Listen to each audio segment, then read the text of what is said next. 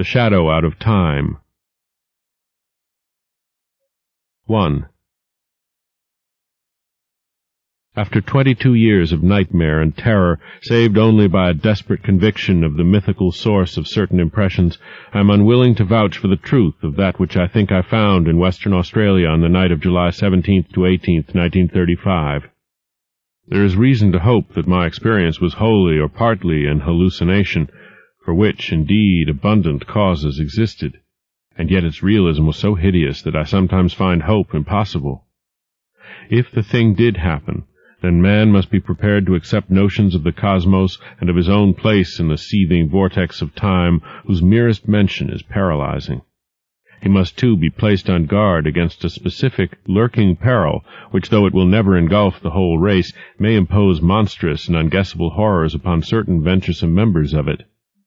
It is for this latter reason that I urge, with all the force of my being, a final abandonment of all the attempts at unearthing those fragments of unknown, primordial masonry which my expedition set out to investigate. Assuming that I was sane and awake, my experience on that night was such as has befallen no man before. It was, moreover, a frightful confirmation of all I had sought to dismiss as myth and dream. Mercifully, there is no proof, for in my fright I lost the awesome object which would, if real and brought out of that noxious abyss, have formed irrefutable evidence. When I came upon the horror I was alone, and I have up to now told no one about it. I could not stop the others from digging in its direction, but chance and the shifting sand have so far saved them from finding it. Now I must formulate some definitive statement, not only for the sake of my own mental balance, but to warn others as may read it seriously. These pages, much in whose earlier parts will be familiar to close readers of the general and scientific press, are written in the cabin of the ship that is bringing me home. I shall give them to my son, Professor Wingate Peaslee of Miskatonic University, the only member of my family who stuck to me after my queer amnesia of long ago, and the man best informed on the inner facts of my case. Of all living persons, he is least likely to ridicule what I shall tell of that fateful night. I did not enlighten him orally before sailing, because I think he had better have the revelation in written form. Reading and rereading at leisure will leave with him a more convincing picture than my confused tongue could hope to convey. He can do anything that he thinks best with this account, showing it, with suitable comment, in any quarters where it will be likely to accomplish good. It is for the sake of such readers as are unfamiliar with the earlier phases of my case that I am prefacing the revelation itself with a fairly ample summary of its background. My name is Nathaniel Wingate Peaslee, and those who recall the newspaper tales of a generation back, or the letters and articles in psychological journals 6 or 7 years ago, will know who and what I am. The press was filled with the details of my strange amnesia in 1908 to 1913, and much was made of the traditions of horror, madness, and witchcraft which lurked behind the ancient Massachusetts town then and now forming my place of residence. Yet I would have it known that there is nothing whatever of the mad or sinister in my heredity in early life. This is a highly important fact in view of the shadow which fell so suddenly upon me from outside sources. It may be that centuries of dark brooding had given to crumbling, whisper-haunted Arkham a peculiar vulnerability as regards such shadows, though even this seems doubtful in the light of those other cases which I later came to study. But the chief point is that my own ancestry and background are altogether normal. What came from somewhere else, where I even now hesitate to assert in plain words. I am the son of Jonathan and Hannah Wingate Peaslee, both of wholesome old Haverhill stock. I was born and reared in Haverhill, at the old homestead in Boardman Street near Golden Hill, and did not go to Arkham till I entered Miskatonic University as instructor of political economy in 1895. For 13 years more my life ran smoothly and happily. I married Alice Kezar of Haverhill in 1896, and my 3 children, Robert, Wingate, and Hannah, were born in 1898, 1900, and 1903, respectively. In 1898 I became an associate professor, and in 1902 a full professor. At no time had I the least interest in either occultism or abnormal psychology. It was on Thursday, May 14th, 1908, that the queer amnesia came. The thing was quite sudden, though later I realized that certain brief, glimmering visions of several hours previous, chaotic visions which disturbed me greatly because they were so unprecedented, must have formed premonitory symptoms. My head was aching, and I had a singular feeling, altogether new to me, that someone else was trying to get possession of my thoughts. The collapse occurred about 10:20 a.m. while I was conducting a class in Political Economy 6, History and Present Tendencies of Economics, for juniors and a few sophomores. I began to see strange shapes before my eyes and to feel that I was in a grotesque room other than the classroom. My thoughts and speech wandered from any subject, and the students saw that something was gravely amiss. Then I slumped down, unconscious in my chair, in a stupor from which no one could arouse me. Nor did my rightful faculties again look out upon the daylight of our normal world for 5 years, 4 months, and 13 days. It is, of course, from others that I have learned what followed. I showed no sign of consciousness for 16.5 hours, though removed to my home at 27 Crane Street and given the best of medical attention. At 3 a.m. May 15th, my eyes opened, and I began to speak, but before long the doctor and my family were thoroughly frightened by the trend of my expression and language. It was clear that I had no remembrance of my identity and my past, though for some reason I seemed anxious to conceal this lack of knowledge. My eyes gazed strangely at the persons around me, and the flexions of my facial muscles were altogether unfamiliar. Even my speech seemed awkward and foreign. I used my vocal organs clumsily and gropingly, and my diction had a curiously stilted quality, as if I had laboriously learned the English language from books. The pronunciation was barbarously alien, whilst the idioms seemed to include both scraps of curious archaism and expressions of a wholly incomprehensible cast. Of the latter, one in particular was very potently, even terrifiedly recalled by the youngest of the physicians 20 years afterward. For at that late period such a phrase began to have an actual currency, first in England and then in the United States, and though of much complexity and indisputable newness, it reproduced in every least particular the mystifying words of the strange Arkham patient of 1908. Physical strength returned at once, although I required an odd amount of re-education in the use of my hands, legs, and bodily apparatus in general. Because of this and other handicaps inherent in the mnemonic lapse, I was for some time kept under strict medical care. When I saw that my attempts to conceal the lapse had failed, I admitted it openly, and became eager for information of all sorts. Indeed, it seemed to the doctors that I had lost interest in my proper personality as soon as I found the case of amnesia accepted as a natural thing. They noticed that my chief efforts were to master certain points in history, science, art, language, and folklore, some of them tremendously abstruse, and some childishly simple, which remained, very oddly in many cases, outside my consciousness. At the same time they noticed that I had an inexplicable command of many almost unknown sorts of knowledge, a command which I seemed to wish to hide rather than display. I would inadvertently refer with casual assurance to specific events in dim ages outside the range of accepted history, passing off such references as a jest when I saw the surprise they created, and I had a way of speaking of the future which 2 or 3 times caused actual fright.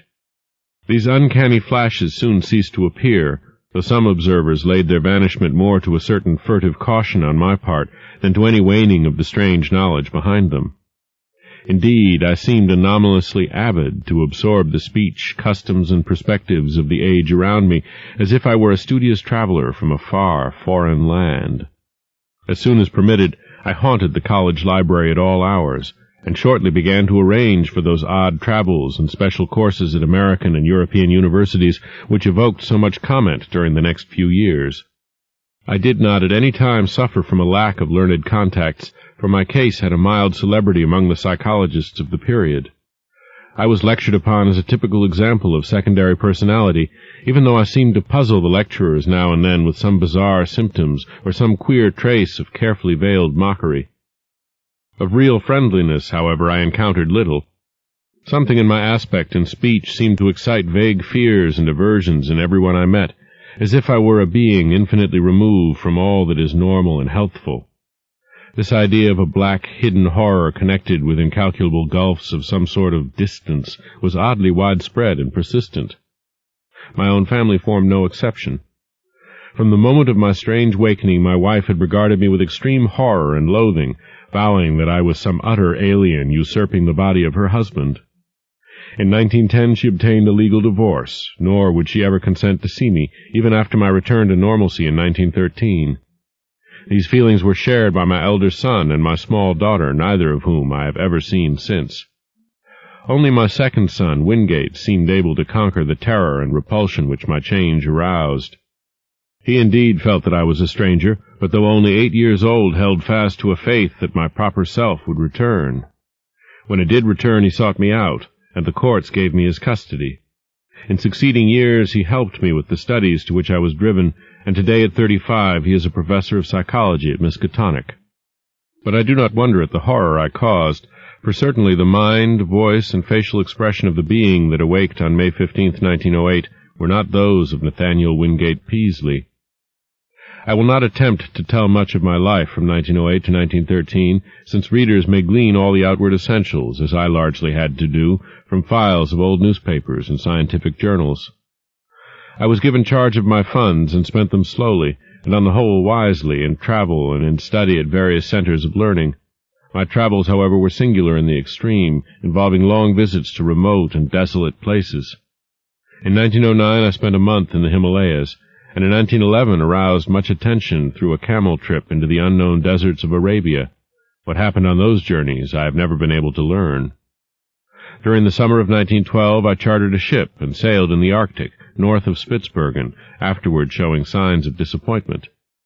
Later in that year I spent weeks alone beyond the limits of previous or subsequent exploration in the vast limestone cavern systems of western Virginia, black labyrinths so complex that no retracing of my steps could even be considered. My sojourns at the universities were marked by abnormally rapid assimilation, as if the secondary personality had an intelligence enormously superior to my own. I found also that my rate of reading and solitary study was phenomenal. I could master every detail of a book merely by glancing over it as fast as I could turn the leaves, while my skill at interpreting complex figures in an instant was veritably awesome. At times there appeared almost ugly reports of my power to influence the thoughts and acts of others, though I seemed to have taken care to minimize displays of this faculty. Other ugly reports concerned my intimacy with leaders of occultist groups and scholars suspected of connection with nameless bands of abhorrent elder-world hierophants. These rumors, though never proved at the time, were doubtless stimulated by the known tenor of some of my reading, for the consultation of rare books at libraries cannot be effected secretly. There is tangible proof, in the form of marginal notes, that I went minutely through such things as the Comte d'Erlet's Culte des Ghouls, Ludwig Prinz de Vermis Mysteriis, the Unaussprechlichen Kulten of von Junst, the surviving fragments of the puzzling Book of Iban, and the dreaded Necronomicon of the mad Arab Abdul al-Hazred. Then, too, it is undeniable that a fresh and evil wave of underground cult activity set in about the time of my odd mutation. In the summer of 1913 I began to display signs of ennui and flagging interest, and to hint to various associates that the change might soon be expected in me. I spoke of returning memories of my earlier life, though most auditors judged me insincere, since all the recollections I gave were casual, and such as might have been learned from my old private papers. About the middle of August I returned to Arkham and reopened my long-closed house in Crane Street. Here I installed a mechanism of the most curious aspect, constructed piecemeal by different makers of scientific apparatus in Europe and America, and guarded carefully from the sight of anyone intelligent enough to analyze it. Those who did see it, a workman, a servant, and the new housekeeper, say that it was a queer mixture of rods, wheels, and mirrors, though only about 2 feet tall, 1 foot wide, and 1 foot thick. The central mirror was circular and convex. All this is borne out by such makers of parts as can be located. On the evening of Friday, September 26th, I dismissed the housekeeper and the maid until noon of the next day. Lights burned in the house till late, and a lean, dark, curiously foreign-looking man called in an automobile. It was about 1 a.m. that the lights were last seen. At 2:15 a.m., a policeman observed the place in darkness, but with the stranger's motor still at the curb. By 4 o'clock the motor was certainly gone. It was at 6 o'clock that a hesitant, foreign voice on the telephone asked Dr. Wilson to call at my house and bring me out of a peculiar faint. This call, a long-distance one, was later traced to a public booth in the North Station in Boston, but no sign of the lean foreigner was ever unearthed.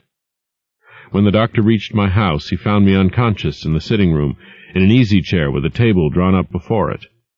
On the polished tabletop were scratches, showing where some heavy object had rested. The queer machine was gone, nor was anything afterward heard of it. Undoubtedly the dark, lean foreigner had taken it away.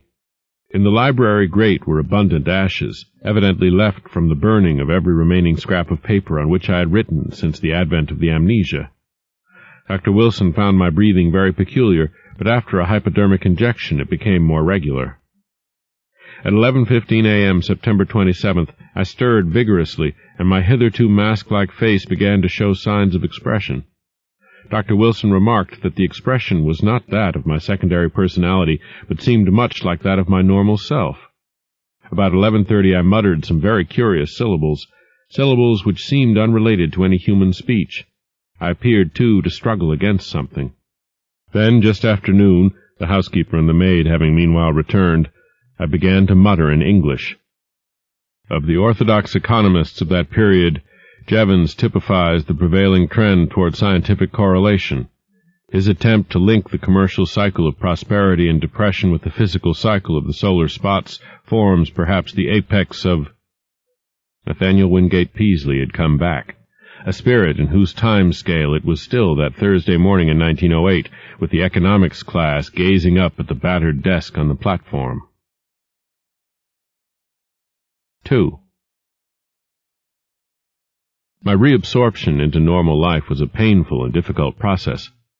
The loss of over 5 years creates more complications than can be imagined, and in my case there were countless matters to be adjusted. What I heard of my actions since 1908 astonished and disturbed me, but I tried to view the matter as philosophically as I could. At last, regaining custody of my second son, Wingate, I settled down with him in the Crane Street house and endeavored to resume my teaching, my old professorship having been kindly offered me by the college. I began work with the February 1914 term, and kept at it just a year. By that time I realized how badly my experience had shaken me. Though perfectly sane, I hoped, and with no flaw in my original personality, I had not the nervous energy of the old days. Vague dreams and queer ideas continually haunted me, and when the outbreak of the World War turned my mind to history, I found myself thinking of periods and events in the oddest possible fashion. My conception of time, my ability to distinguish between consecutiveness and simultaneousness, seemed subtly disordered, so that I formed chimerical notions about living in one age and casting one's mind all over eternity for knowledge of past and future ages. The war gave me strange impressions of remembering some of its far-off consequences, as if I knew how it was coming out, and I could look back upon it in the light of future information. All such quasi-memories were attended with much pain, and with a feeling that some artificial psychological barrier was set against them. When I diffidently hinted to others about my impressions, I met with varied responses. Some persons looked uncomfortably at me, but men in the mathematics department spoke of new developments in those theories of relativity, then discussed only in learned circles, which were later to become so famous. Dr. Albert Einstein, they said, was rapidly reducing time to the status of a mere dimension. But the dreams and disturbed feelings gained on me, so that I had to drop my regular work in 1915. Certain of the impressions were taking an annoying shape, giving me the persistent notion that my amnesia had formed some unholy sort of exchange, that the secondary personality had indeed been an intruding force from unknown regions, and that my own personality had suffered displacement. Thus I was driven to vague and frightful speculations concerning the whereabouts of my true self during the years that another had held my body. The curious knowledge and strange conduct of my body's late tenant troubled me more and more as I learned further details from persons, papers, and magazines. Queernesses that had baffled others seemed to harmonize terribly with some background of black knowledge which festered in the chasms of my subconscious. I began to search feverishly for every scrap of information bearing on the studies and travels of that other one during the dark years. Not all of my troubles were as semi-abstract as this. There were the dreams, and these seemed to grow in vividness and concreteness. Knowing how most would regard them, I seldom mentioned them to anyone but my son or certain trusted psychologists, but eventually I commenced a scientific study of other cases in order to see how typical or non-typical such visions might be among amnesia victims. My results, aided by psychologists, historians, anthropologists, and mental specialists of wide experience, and by a study that included all records of split personalities from the days of demonic possession legends to the medically realistic present, at first bothered me more than they consoled me. I soon found that my dreams had, indeed, no counterpart in the overwhelming bulk of true amnesia cases. There remained, however, a tiny residue of accounts which for years baffled and shocked me with their parallelism to my own experience. Some of them were bits of ancient folklore, others were case histories in the annals of medicine, one or two were anecdotes obscurely buried in standard histories. It thus appeared that while my special kind of affliction was prodigiously rare, instances of it had occurred at long intervals ever since the beginning of men's annals. Some centuries might contain 1, 2, or 3 cases, others none, or at least none whose records survived. The essence was always the same, a person of keen thoughtfulness seized with a strange secondary life and leading for a greater or lesser period an utterly alien existence, typified at first by vocal and bodily awkwardness, and later by a wholesale acquisition of scientific, historic, artistic, and anthropological knowledge. An acquisition carried on with feverish zest and with a wholly abnormal absorptive power. Then a sudden return of the rightful consciousness, intermittently plagued ever after with vague, unplaceable dreams suggesting fragments of some hideous memory, elaborately blotted out. And the close resemblance of those nightmares to my own, even in some of the smallest particulars, left no doubt in my mind of their significantly typical nature. 1 or 2 of the cases had an added ring of faint, blasphemous familiarity, as if I had heard of them before through some cosmic channel too morbid and frightful to contemplate. In 3 instances there was specific mention of such an unknown machine as had been in my house before the second change. Another thing that worried me during my investigation was the somewhat greater frequency of cases where a brief, elusive glimpse of the typical nightmares was afforded to persons not visited with well-defined amnesia. These persons were largely of mediocre mind, or less, and so primitive that they could scarcely be thought of as vehicles for abnormal scholarship and preternatural mental acquisitions. For a second they would be fired with alien force, then a backward lapse and a thin, swift-fading memory of unhuman horrors. There had been at least 3 such cases during the past half-century, one only 15 years before. Had something been groping blindly through time from some unsuspected abyss in nature? Were these faint cases monstrous, sinister experiments of a kind and authorship utterly beyond sane belief? Such were a few of the formless speculations of my weaker hours, fancies abetted by myths which my studies uncovered. For I could not doubt but that certain persistent legends of immemorial antiquity, apparently unknown to the victims and physicians connected with recent amnesia cases, formed a striking and awesome elaboration of memory lapses such as mine. Of the nature of the dreams and impressions which were growing so clamorous, I still almost fear to speak. They seemed to savor of madness, and at times I believed I was indeed going mad. Was there a special type of delusion afflicting those who had suffered lapses of memory?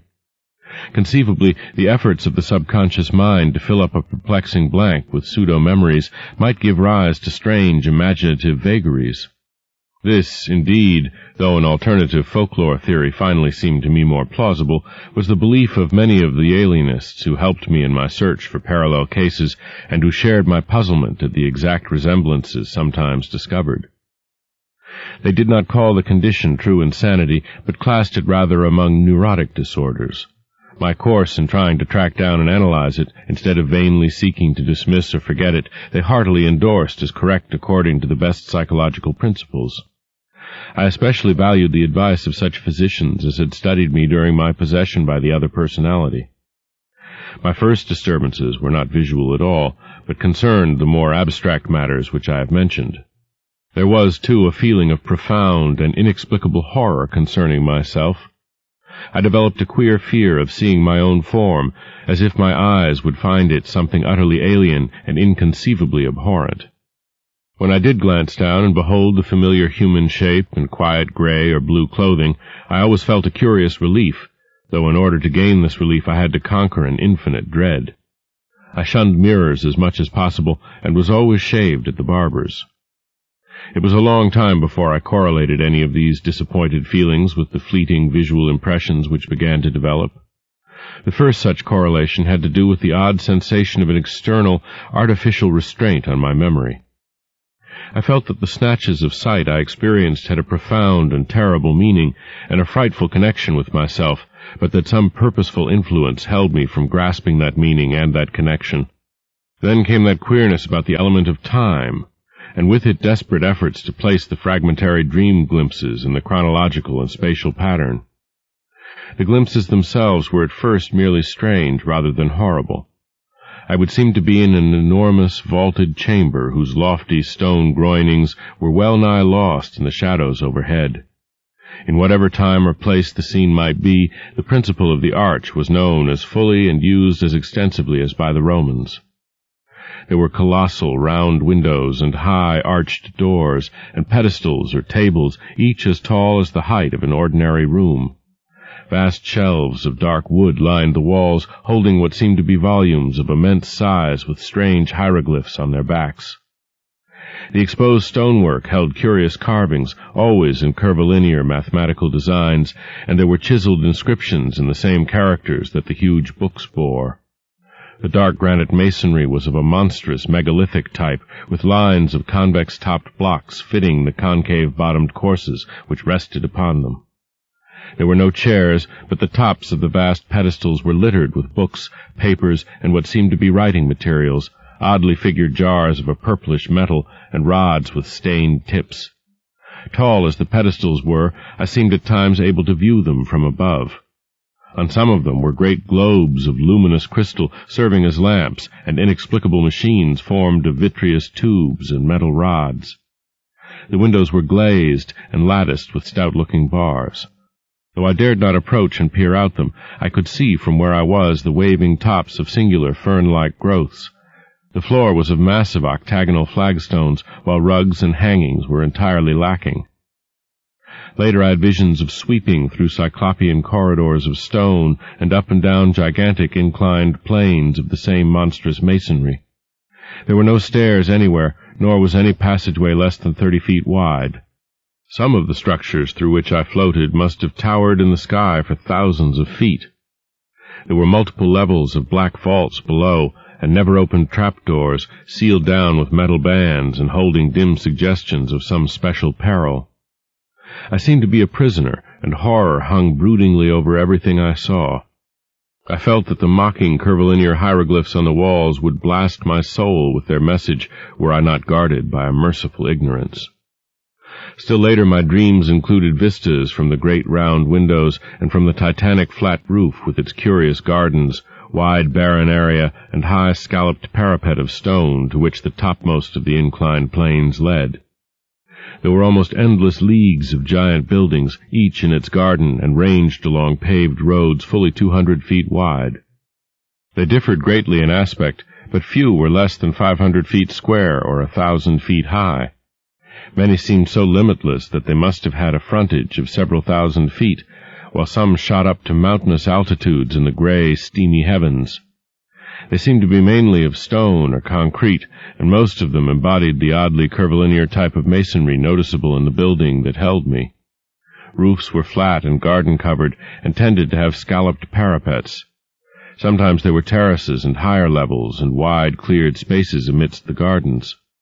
The great roads held hints of motion, but in the earlier visions I could not resolve this impression into details. In certain places I beheld enormous dark cylindrical towers which climbed far above any of the other structures. These appeared to be of a totally unique nature, and showed signs of prodigious age and dilapidation. They were built of a bizarre type of square-cut basalt masonry, and tapered slightly toward their rounded tops. Nowhere in any of them could the least traces of windows or other apertures save huge doors be found. I noticed also some lower buildings, all crumbling with the weathering of eons, which resembled these dark cylindrical towers in basic architecture. Around all these aberrant piles of square-cut masonry there hovered an inexplicable aura of menace and concentrated fear, like that bred by the sealed trapdoors. The omnipresent gardens were almost terrifying in their strangeness, with bizarre and unfamiliar forms of vegetation nodding over broad paths lined with curiously carven monoliths. Abnormally vast fern-like growths predominated, some green and some of a ghastly fungoid pallor. Among them rose great spectral things resembling calamites, whose bamboo-like trunks towered to fabulous heights. Then there were tufted forms like fabulous cycads and grotesque dark green shrubs and trees of coniferous aspect. Flowers were small, colorless, and unrecognizable, blooming in geometrical beds and at large among the greenery. In a few of the terrace and rooftop gardens were larger and more vivid blossoms of almost offensive contours and seeming to suggest artificial breeding. Fungi of inconceivable size, outlines, and colors speckled the scene in patterns bespeaking some unknown but well-established horticultural tradition. In the larger gardens on the ground there seemed to be some attempt to preserve the irregularities of nature, but on the roofs there was more selectiveness and more evidence of the topiary art. The skies were almost always moist and cloudy, and sometimes I would seem to witness tremendous rains. Once in a while, though, there would be glimpses of the sun, which looked abnormally large, and of the moon, whose markings held a touch of difference from the normal that I could never quite fathom. When, very rarely, the night sky was clear to any extent, I beheld constellations which were nearly beyond recognition. Known outlines were sometimes approximated, but seldom duplicated, and from the position of the few groups I could recognize, I felt I must be in the Earth's southern hemisphere, near the Tropic of Capricorn. The far horizon was always steamy and indistinct, but I could see that great jungles of unknown tree ferns, calamites, lepidodendra, and sigillaria lay outside the city, their fantastic frondage waving mockingly in the shifting vapors. Now and then there would be suggestions of motion in the sky, but these my early visions never resolved. By the autumn of 1914, I began to have infrequent dreams of strange floatings over the city and through the regions around it. I saw interminable roads through forests of fearsome growths with mottled, fluted, and banded trunks, and passed other cities as strange as the one which persistently haunted me. I saw monstrous constructions of black or iridescent stone in glades and clearings where perpetual twilight reigned, and traversed long causeways over swamps so dark that I could tell but little of their moist, towering vegetation. Once I saw an area of countless miles strewn with age-blasted basaltic ruins whose architecture had been like that of the few windowless round-top towers in the haunting city. And once I saw the sea, a boundless, steamy expanse beyond the colossal stone piers of an enormous town of domes and arches. Great, shapeless suggestions of shadow moved over it, and here and there its surface was vexed with anomalous spoutings. 3. As I have said, it was not immediately that these wild visions began to hold their terrifying quality. Certainly many persons have dreamed intrinsically stranger things, things compounded of unrelated scraps of daily life, pictures and reading, and arranged in fantastically novel forms by the unchecked caprices of sleep. For some time I accepted the visions as natural, even though I had never before been an extravagant dreamer. Many of the vague anomalies, I argued, must have come from trivial sources too numerous to track down, while others seemed to reflect a common textbook knowledge of the plants and other conditions of the primitive world of 150 million years ago, the world of the Permian or Triassic Age. In the course of some months, however, the element of terror did figure with accumulating force. This was when the dreams began so unfailingly to have the aspect of memories, and when my mind began to link them with my growing abstract disturbances. The feeling of mnemonic restraint, the curious impressions regarding time, and sense of a loathsome exchange with my secondary personality of 1908 to 1913, and, considerably later, the inexplicable loathing of my own person. As certain definite details began to enter the dreams, their horror increased 1,000-fold, until by October 1915 I felt I must do something. It was then that I began an intensive study of other cases of amnesia and visions, feeling that I might thereby objectivize my trouble and shake clear of its emotional grip. However, as before mentioned, the result was at first almost exactly opposite. It disturbed me vastly to find that my dreams had been so closely duplicated, especially since some of the accounts were too early to admit of any geological knowledge, and therefore of any idea of primitive landscapes on the subject's part. What is more, many of these accounts supplied very horrible details and explanations in connection with the visions of great buildings and jungle gardens, and other things.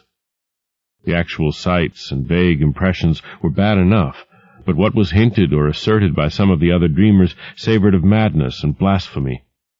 Worst of all, my own pseudo-memory was aroused to wilder dreams and hints of coming revelations, and yet most doctors deemed my course on the whole an advisable one. I studied psychology systematically, and under the prevailing stimulus my son Wingate did the same, his studies leading eventually to his present professorship.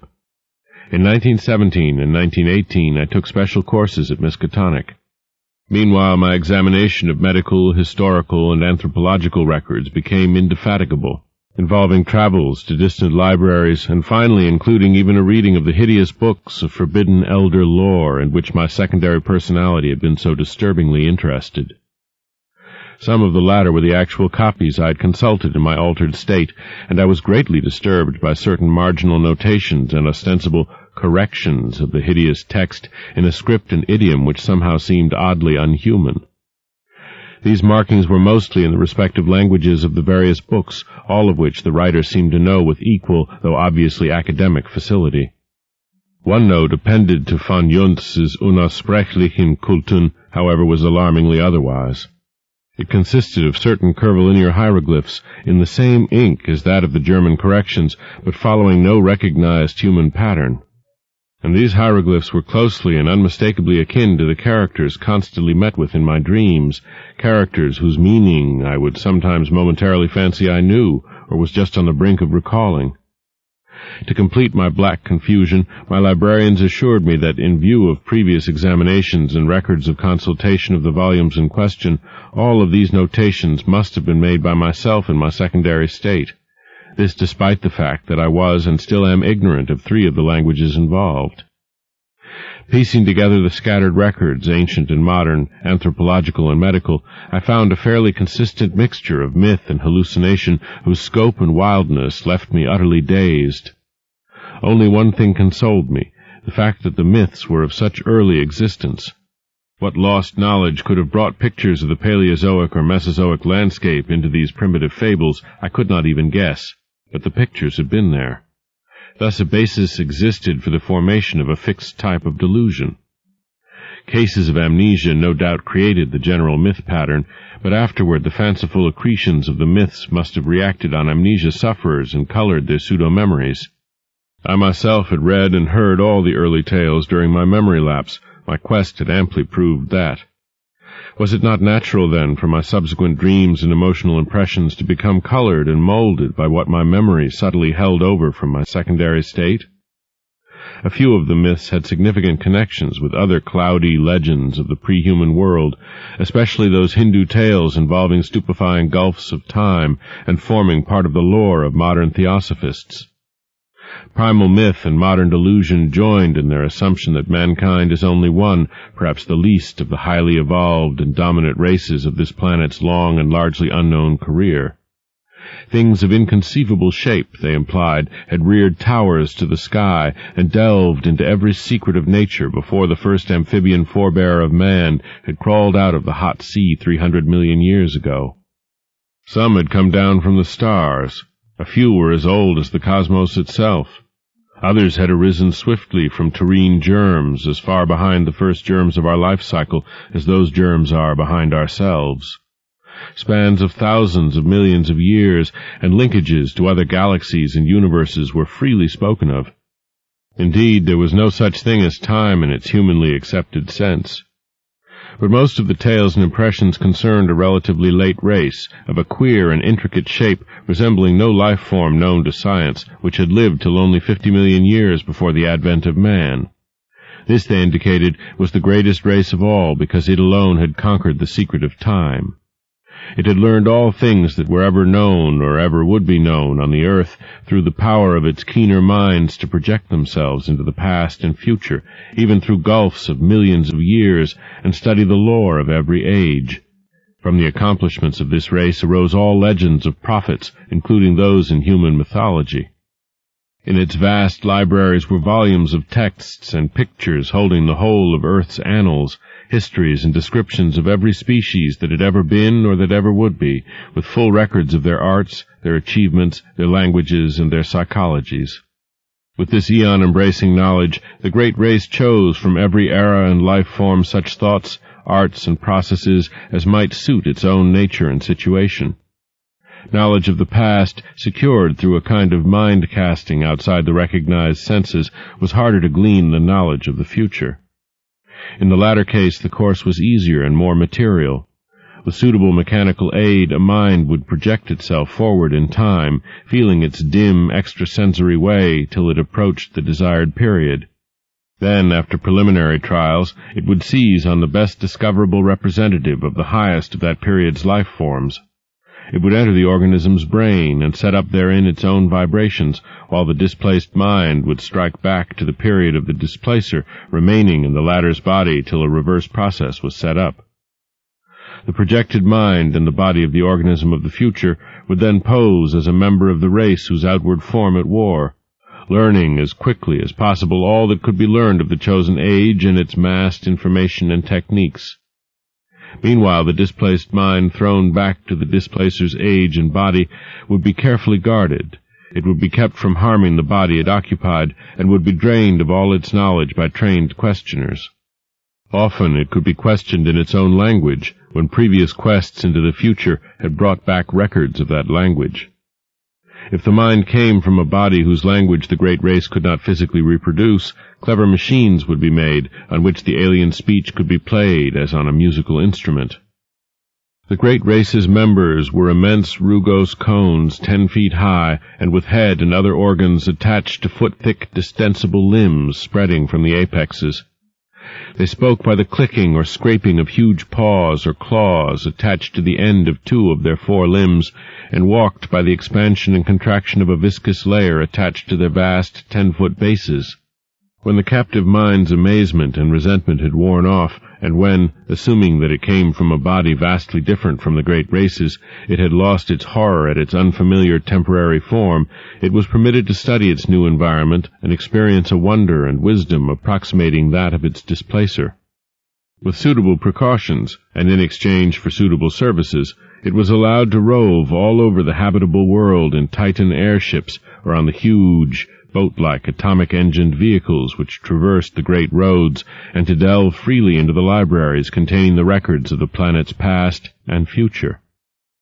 This reconciled many captive minds to their lot, since none were other than keen, and to such minds the unveiling of hidden mysteries of Earth, closed chapters of inconceivable pasts, and dizzying vortices of future time, which include the years ahead of their own natural ages, forms always, despite the abysmal horrors often unveiled, the supreme experience of life.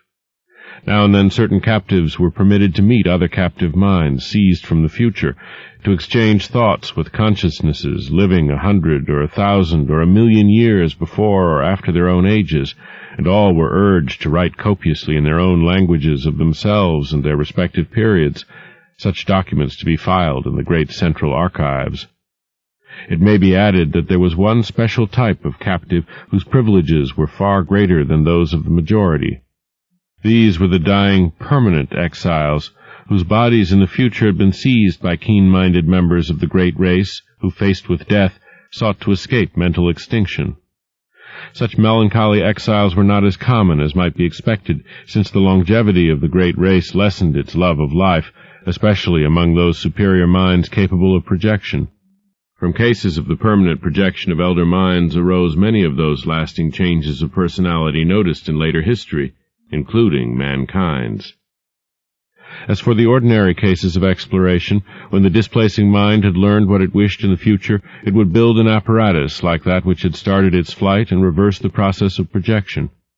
Once more it would be in its own body in its own age, while the lately captive mind would return to that body of the future to which it properly belonged. Only when one or the other of the bodies had died during the exchange was this restoration impossible. In such cases, of course, the exploring mind had, like those of the death escapers, to live out an alien-bodied life in the future, or else the captive mind, like the dying permanent exiles, had to end its days in the form and past age of the great race. This fate was least horrible when the captive mind was also of the great race, a not infrequent occurrence, since in all its periods that race was intensely concerned with its own future. The number of dying permanent exiles of the great race was very slight, largely because of the tremendous penalties attached to displacement of future great race minds by the moribund. Through projection, arrangements were made to inflict these penalties on the offending minds in their new future bodies, and sometimes forced re-exchanges were effected. Complex cases of the displacement of exploring or already captive minds by minds in various regions of the past had been known and carefully rectified. In every age since the discovery of mind projection, a minute but well-recognized element of the population consisted of great race minds from past ages, sojourning for a longer or shorter while. When a captive mind of alien origin was returned to its own body in the future, it was purged by an intricate mechanical hypnosis of all it had learned in the great race's age, this because of certain troublesome consequences inherent in the general carrying forward of knowledge in large quantities. The few existing instances of clear transmission had caused, and would cause at known future times, great disasters, and it was largely in consequence of 2 cases of this kind, said the old myths, that mankind had learned what it had concerning the great race. Of all things surviving physically and directly from that eon-distant world, there remained only certain ruins of great stones in far places and under the sea, and parts of the text of the frightful Pnakotic manuscripts. Thus the returning mind reached its own age with only the faintest and most fragmentary visions of what it had undergone since its seizure. All memories that could be eradicated were eradicated, so that in most cases only a dream-shadowed blank stretched back to the time of the first exchange. Some minds recalled more than others, and the chance joining of memories had at rare times brought hints of the forbidden past to future ages. There probably never was a time when groups or cults did not secretly cherish certain of these hints. In the Necronomicon, the presence of such a cult among human beings was suggested, a cult that sometimes gave aid to minds voyaging down the eons from the days of the great race. And meanwhile the great race itself waxed well-nigh omniscient, and turned to the task of setting up exchanges with the minds of other planets, and of exploring their pasts and futures. It sought likewise to fathom the past years and origin of that black, eon-dead orb in far space whence its own mental heritage had come, for the mind of the great race was older than its bodily form. The beings of a dying elder world, wise with the ultimate secrets, had looked ahead for a new world and species wherein they might have long life, and had sent their minds en masse into that future race best adapted to house them, the cone-shaped beings that peopled our earth 1 billion years ago. Thus the great race came to be, while the myriad minds sent backwards were left to die in the horror of strange shapes. Later the race would again face death, yet would live through another forward migration of its best minds into the bodies of others who had a longer physical span ahead of them. Such was the background of intertwined legend and hallucination. When around 1920 I had my researches in coherent shape, I felt a slight lessening of the tension which their earlier stages had increased. After all, and in spite of the fancies prompted by blind emotions, were not most of my phenomena readily explainable? Any chance might have turned my mind to dark studies during the amnesia, and then I read the forbidden legends and met the members of ancient and ill-regarded cults. That plainly supplied the material for the dreams and disturbed feelings which came after the return of memory. As for the marginal notes and dream hieroglyphs in languages unknown to me but laid at my door by librarians, I might easily have picked up a smattering of the tongues during my secondary state, while the hieroglyphs were doubtless coined by my fancy from descriptions in old legends, and afterward woven into my dreams. I tried to verify certain points through conversation with known cult leaders, but never succeeded in establishing the right connections. At times the parallelism of so many cases in so many distant ages continued to worry me as it had at first, but on the other hand I reflected that the excitant folklore was undoubtedly more universal in the past than in the present. Probably all the other victims whose cases were like mine had had a long and familiar knowledge of the tales I had learned only when in my secondary state. When these victims had lost their memory, they had associated themselves with the creatures of their household myths, the fabulous invaders supposed to displace men's minds, and had thus embarked upon quests for knowledge which they thought they could take back to a fancied, non-human past. Then, when their memory returned, they reversed the associative process and thought of themselves as the former captive minds instead of as the displacers. Hence the dreams and pseudo-memories following the conventional myth pattern. Despite the seeming cumbrousness of these explanations, they came finally to supersede all others in my mind, largely because of the greater weakness of any rival theory, and a substantial number of eminent psychologists and anthropologists gradually agreed with me. The more I reflected, the more convincing did my reasoning seem, till in the end I had a really effective bulwark against the visions and impressions which still assailed me. Suppose I did see strange things at night. These were only what I had heard and read of. Suppose I did have odd loathings and perspectives and pseudo-memories. These, too, were only echoes of myths absorbed in my secondary state. Nothing that I might dream, nothing that I might feel could be of any actual significance. Fortified by this philosophy, I greatly improved in nervous equilibrium, even though the visions, rather than the abstract impressions, steadily became more frequent and more disturbingly detailed.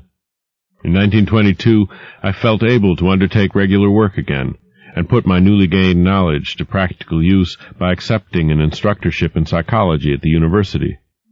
My old chair of political economy had long been adequately filled, besides which methods of teaching economics had changed greatly since my heyday. My son was at this time just entering on the postgraduate studies leading to his present professorship, and we worked together a great deal. 4. I continued, however, to keep a careful record of the outre dreams which crowded upon me so thickly and vividly. Such a record, I argued, was of genuine value as a psychological document. The glimpses still seemed damnably like memories, though I fought off this impression with a goodly measure of success. In writing, I treated the phantasmata as things seen, but at all other times I brushed them aside like any gossamer illusions of the night. I had never mentioned such matters in common conversation, though reports of them, filtering out, as such things will, had aroused sundry rumors regarding my mental health. It is amusing to reflect that these rumors were confined wholly to laymen, without a single champion among physicians or psychologists.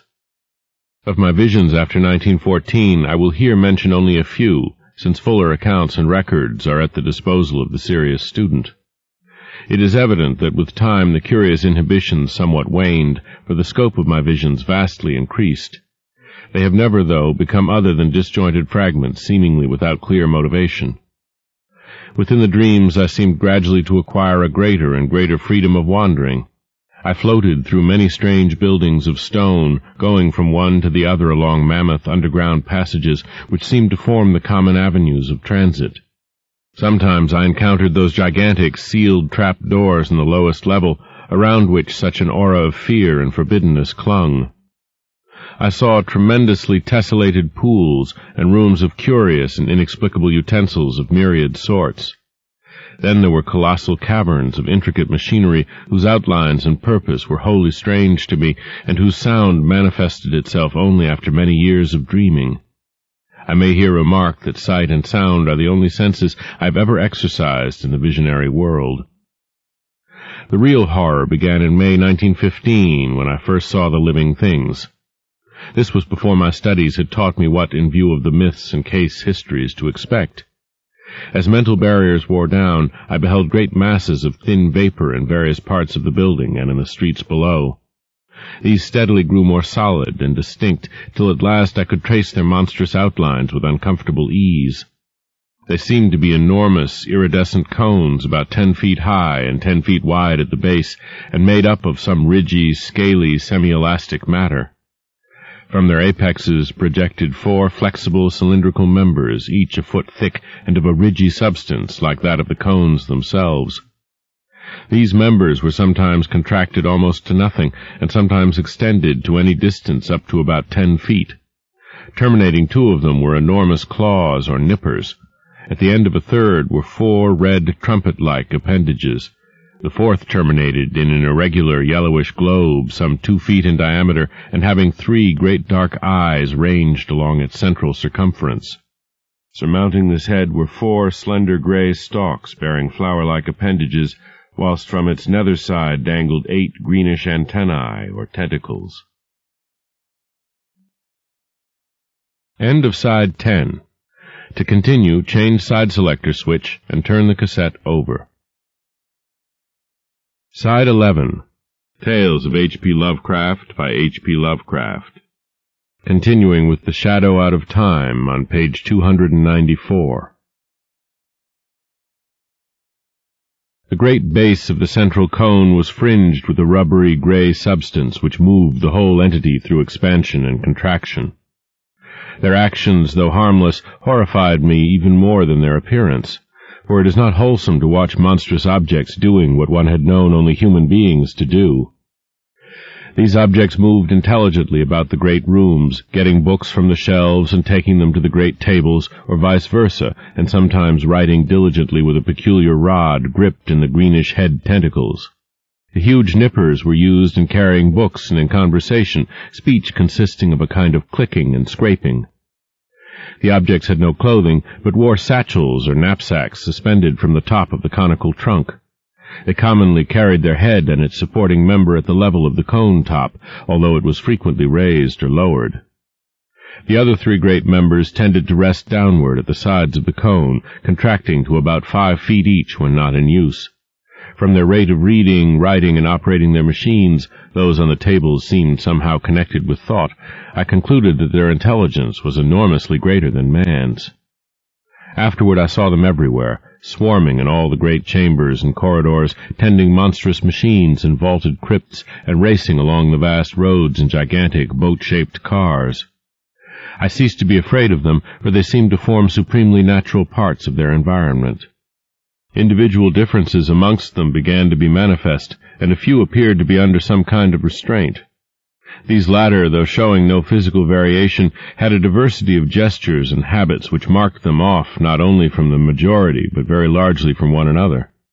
They wrote a great deal in what seemed to my cloudy vision a vast variety of characters, never the typical curvilinear hieroglyphs of the majority. A few, I fancied, used our own familiar alphabet. Most of them worked much more slowly than the general mass of the entities. All this time my own part in the dreams seemed to be that of a disembodied consciousness with a range of vision wider than the normal, floating freely about, yet confined to the ordinary avenues and speeds of travel. Not until August 1915 did any suggestions of bodily existence begin to harass me. I say harass because the first phase was a purely abstract, though infinitely terrible, association of my previously noted body loathing with the scenes of my visions.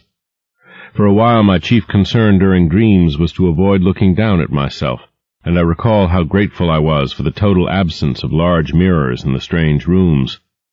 I was mightily troubled by the fact that I always saw the great tables, whose height could not be under 10 feet, from a level not below that of their surfaces.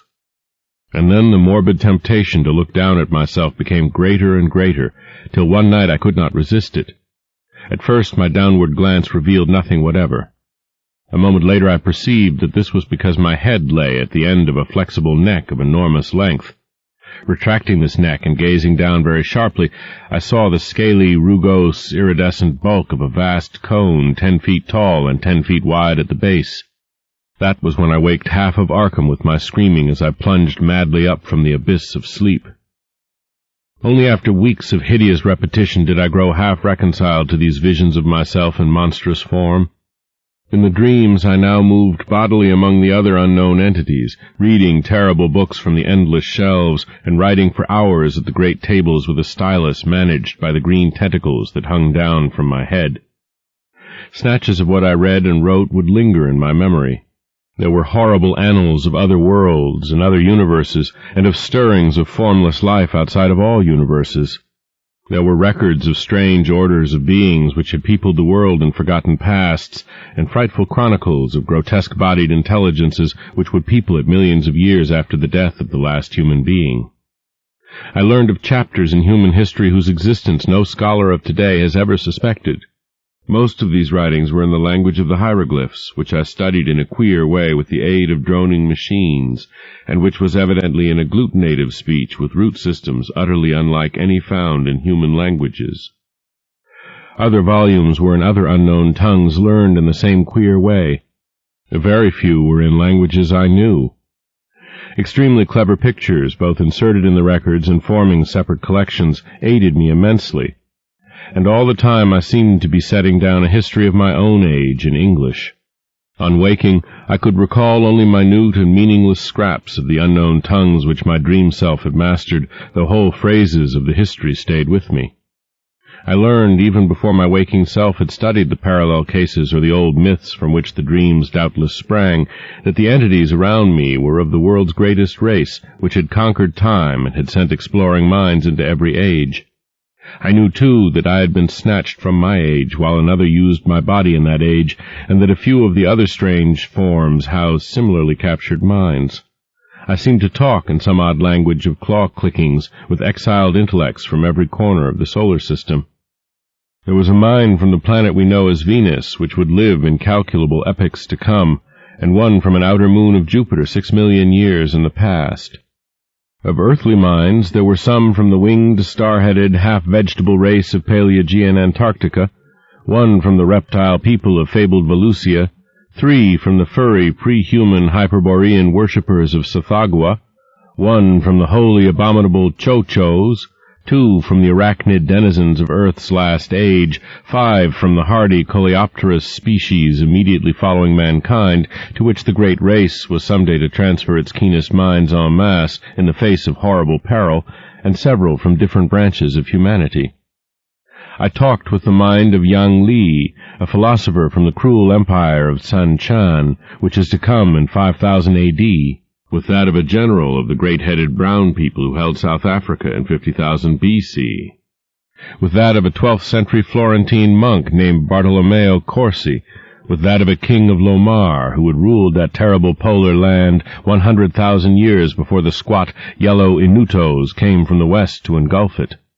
I talked with the mind of Nug Soth, a magician of the dark conquerors of 16,000 A.D., with that of a Roman named Titus Sempronius Blasus, who had been a quaestor in Sulla's time, with that of Kephanes, an Egyptian of the 14th dynasty, who told me the hideous secret of Nyarlathotep, with that of a priest of Atlantis's Middle Kingdom, with that of a Suffolk gentleman of Cromwell's day, James Woodville, with that of a court astronomer of pre-Inca Peru, with that of the Australian physicist Neville Kingston Brown, who will die in 2518 A.D., with that of an archimage of vanished Ye in the Pacific, with that of Theodotides, a Greco-Bactrian official of 200 B.C., with that of an aged Frenchman of Louis XIII's time named Pierre-Louis Montagny, with that of Crom Ya, a Cimmerian chieftain of 15,000 B.C., and with so many others that my brain cannot hold the shocking secrets and dizzying marvels I learned from them. I awaked each morning in a fever, sometimes frantically trying to verify or discredit such information as fell within the range of modern human knowledge. Traditional facts took on new and doubtful aspects, and I marveled at the dream fancy which could invent such surprising addenda to history and science. I shivered at the mysteries the past may conceal, and trembled at the menaces the future may bring forth. What was hinted in the speech of post-human entities of the fate of mankind produced such an effect on me that I will not set it down here. After man there would be the mighty beetle civilization, the bodies of whose members the cream of the great race would seize when the monstrous doom overtook the elder world. Later, as the earth's span closed, the transferred minds would again migrate through time and space to another stopping place in the bodies of the bulbous vegetable entities of Mercury. But there would be races after them, clinging pathetically to the cold planet and burrowing to its horror-filled core before the utter end. Meanwhile, in my dreams, I wrote endlessly in that history of my own age, which I was preparing, half voluntarily and half through promises of increased library and travel opportunities, for the great race's central archives. The archives were in a colossal subterranean structure near the city's center, which I came to know well through frequent labors and consultations. Meant to last as long as the race, and to withstand the fiercest of Earth's convulsions, this Titan repository surpassed all other buildings in the massive, mountain-like firmness of its construction. The records, written or printed on great sheets of a curiously tenacious cellulose fabric, were bound into books that opened from the top, and were kept in individual cases of a strange, extremely light, rustless metal of grayish hue, decorated with mathematical designs, and bearing the title in the great race's curvilinear hieroglyphs. These cases were stored in tiers of rectangular vaults, like closed, locked shelves, wrought of the same rustless metal and fastened by knobs with intricate turnings. My own history was assigned a specific place in the vaults of the lowest, or vertebrate level, the section devoted to the culture of mankind and of the furry and reptilian races immediately preceding it in terrestrial dominance. But none of the dreams ever gave me a full picture of daily life. All were the merest misty, disconnected fragments, and it is certain that these fragments were not unfolded in their rightful sequence. I have, for example, a very imperfect idea of my own living arrangements in the dream world, though I seem to have possessed a great stone room of my own. My restrictions as a prisoner gradually disappeared, so that some of the visions included vivid travels over the mighty jungle roads, sojourns in strange cities, and explorations of some of the vast, dark, windowless ruins from which the great race shrank in curious fear. There were also long sea voyages in enormous, many-decked boats of incredible swiftness, and trips over wild regions in closed, projectile-like airships, lifted and moved by electrical repulsion. Beyond the wide, warm ocean were other cities of the great race, and on one far continent I saw the crude villages of the black-snouted, winged creatures who would evolve as a dominant stock after the great race had sent its foremost minds into the future to escape the creeping horror. Flatness and exuberant green life were always the keynote of the scene. Hills were low and sparse, and usually displayed signs of volcanic forces. Of the animals I saw, I could write volumes. All were wild, for the great race's mechanized culture had long since done away with domestic beasts, while food was wholly vegetable or synthetic. Clumsy reptiles of great bulk floundered in steaming morasses, fluttered in the heavy air, or spouted in the seas and lakes, and among these I fancied I could vaguely recognize lesser, archaic prototypes of many forms: dinosaurs, pterodactyls, ichthyosaurs, labyrinthodonts, plesiosaurs, and the like, made familiar through paleontology. Of birds or mammals there were none that I could discover. The ground and swamps were constantly alive with snakes, lizards, and crocodiles, while insects buzzed incessantly among the lush vegetation. And far out at sea, unspied and unknown monsters spouted mountainous columns of foam into the vaporous sky. Once I was taken under the ocean in a gigantic submarine vessel with searchlights, and glimpsed some living horrors of awesome magnitude. I saw also the ruins of incredible sunken cities, and the wealth of crinoid, brachiopod, coral, and ichthyic life which everywhere abounded. Of the physiology, psychology, folkways, and detailed history of the great race, my visions preserve but little information, and many of the scattered points I here set down were gleaned from my study of old legends and other cases rather than from my own dreaming. For in time, of course, my reading and research caught up with and passed the dreams in many phases, so that certain dream fragments were explained in advance and formed verifications of what I had learned. This consolingly established my belief that similar reading and research accomplished by my secondary self had formed the source of the whole terrible fabric of pseudo-memories. The period of my dreams, apparently, was one somewhat less than 150 million years ago, when the Paleozoic age was giving place to the Mesozoic. The bodies occupied by the great race represented no surviving or even scientifically known line of terrestrial evolution, but were of a peculiar, closely homogeneous, and highly specialized organic type, inclining as much to the vegetable as to the animal state. Cell action was of a unique sort, almost precluding fatigue, and wholly eliminating the need of sleep. Nourishment, assimilated through the red trumpet-like appendages on one of the great flexible limbs, was always semi-fluid, and in many aspects wholly unlike the food of existing animals. The beings had but two of the senses which we recognize, sight and hearing, the latter accomplished through the flower-like appendages on the gray stalks above their heads. Of other and incomprehensible senses, not, however, well utilizable by alien captive minds inhabiting their bodies, they possessed many. Their 3 eyes were so situated as to give them a range of vision wider than the normal. Their blood was a sort of deep greenish ichor of great thickness. They had no sex, but reproduced through seeds or spores which clustered on their bases and could be developed only under water.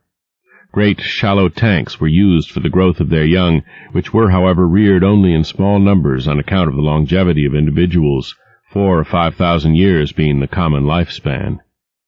Markedly defective individuals were quickly disposed of as soon as their defects were noticed. Disease and the approach of death were, in the absence of a sense of touch or of physical pain, recognized by purely visual symptoms. The dead were incinerated with dignified ceremonies. Once in a while, as before mentioned, a keen mind would escape death by forward projection in time, but such cases were not numerous. When one did occur, the exiled mind from the future was treated with the utmost kindness till the dissolution of its unfamiliar tenement. The great race seemed to form a single, loosely knit nation or league, with major institutions in common, though there were 4 definite divisions. The political and economic system of each unit was a sort of fascistic socialism, with major resources rationally distributed and power delegated to a small governing board, elected by the votes of all able to pass certain educational and psychological tests. Family organization was not overstressed, though ties among persons of common descent were recognized, and the young were generally reared by their parents. Resemblances to human attitudes and institutions were, of course, most marked in those fields where on the one hand highly abstract elements were concerned, or where on the other hand there was a dominance of the basic, unspecialized urges common to all organic life. A few added likenesses came through conscious adoption as the great race probed the future and copied what it liked. Industry, highly mechanized, demanded but little time from each citizen, and the abundant leisure was filled with intellectual and aesthetic activities of various sorts. The sciences were carried to an unbelievable height of development, and art was a vital part of life, though at the period of my dreams it had passed its crest and meridian. Technology was enormously stimulated through the constant struggle to survive and to keep in existence the physical fabric of great cities imposed by the prodigious geologic upheavals of those primal days. Crime was surprisingly scant and was dealt with through highly efficient policing. Punishments ranged from privilege deprivation and imprisonment to death or major emotion-wrenching, and were never administered without a careful study of the criminal's motivations. Warfare, largely civil for the last few millennia, though sometimes waged against reptilian or octopodic invaders, or against the winged, star-headed old ones who centered in the Antarctic, was infrequent, though infinitely devastating. An enormous army, using camera-like weapons which produced tremendous electrical effects, was kept on hand for purposes seldom mentioned, but obviously connected with the ceaseless fear of the dark, windowless elder ruins and of the great sealed trapdoors in the lowest subterranean levels. This fear of the basalt ruins and trapdoors was largely a matter of unspoken suggestion, or at most of furtive quasi-whispers. Everything specific which bore on it was significantly absent from such books as were on the common shelves. It was the one subject lying altogether under a taboo among the great race, and seemed to be connected alike with horrible bygone struggles and with that future peril which would some day force the race to send its keener minds ahead en masse in time. Imperfect and fragmentary as were the other things presented by dreams and legends, this matter was still more bafflingly shrouded. The vague old myths avoided it, or perhaps all allusions had for some reason been excised, and in the dreams of myself and others the hints were peculiarly few. Members of the great race never intentionally referred to the matter, and what could be gleaned came only from some of the more sharply observant captive minds. According to these scraps of information, the basis of the fear was a horrible elder race of half-polypus, utterly alien entities which had come through space from immeasurably distant universes and had dominated the Earth and 3 other solar planets about 600 million years ago. They were only partly material, as we understand matter, and their type of consciousness and media of perception differed widely from those of terrestrial organisms. For example, their senses did not include that of sight, their mental world being a strange, non-visual pattern of impressions. They were, however, sufficiently material to use implements of normal matter when in cosmic areas containing it, and they required housing, albeit of a peculiar kind. Though their senses could penetrate all material barriers, their substance could not, and certain forms of electrical energy could wholly destroy them. They had the power of aerial motion, despite the absence of wings or any other visible means of levitation. Their minds were of such texture that no exchange with them could be effected by the great race. When these things had come to the earth, they had built mighty basalt cities of windowless towers, and had preyed horribly upon the beings they found. Thus it was when the minds of the great race sped across the void from that obscure transgalactic world known in the disturbing and debatable Eltdown shards as Yith. The newcomers, with the instruments they created, had found it easy to subdue the predatory entities and drive them down to those caverns of inner earth which they had already joined to their abodes and begun to inhabit. Then they had sealed the entrances and left them to their fate, afterward occupying most of their great cities and preserving certain important buildings for reasons connected more with superstition than with indifference, boldness, or scientific and historical zeal. But as the eons passed, there came vague, evil signs that the elder things were growing strong and numerous in the inner world. There were sporadic eruptions of a particularly hideous character in certain small and remote cities of the great race, and in some of the deserted elder cities which the great race had not peopled, places where the paths to the gulfs below had not been properly sealed or guarded. After that, greater precautions were taken, and many of the paths were closed forever, though a few were left with sealed trapdoors for strategic use in fighting the elder things if they ever broke forth in unexpected places. The eruptions of the elder things must have been shocking beyond all description, since they had permanently colored the psychology of the great race. Such was the fixed mood of horror that the very aspect of the creatures was left unmentioned. At no time was I able to gain a clear hint of what they looked like. There were veiled suggestions of a monstrous plasticity and of temporary lapses of visibility, while other fragmentary whispers referred to their control and military use of great winds. Singular whistling noises and colossal footprints made up of 5 circular toe marks seemed also to be associated with them. It was evident that the coming doom so desperately feared by the great race, the doom that was one day to send millions of keen minds across the chasm of time to strange bodies in the safer future, had to do with a final successful eruption of the elder beings. Mental projections down the ages had clearly foretold such a horror, and the great race had resolved that none who could escape should face it, that the foray would be a matter of vengeance rather than an attempt to reoccupy the outer world. They knew from the planet's later history, for their projections showed the coming and going of subsequent races untroubled by the monstrous entities. Perhaps these entities had come to prefer Earth's inner abysses to the variable, storm-ravaged surface, since light meant nothing to them. Perhaps, too, they were slowly weakening with the eons. Indeed, it was known that they would be quite dead in the time of the post-human beetle race which the fleeing minds would tenant. Meanwhile, the great race maintained its cautious vigilance, with potent weapons ceaselessly ready, despite the horrified banishing of the subject from common speech and visible records, and always the shadow of nameless fear hung about the sealed trapdoors and the dark, windowless elder towers. 5. That is the world of which my dreams brought me dim, scattered echoes every night.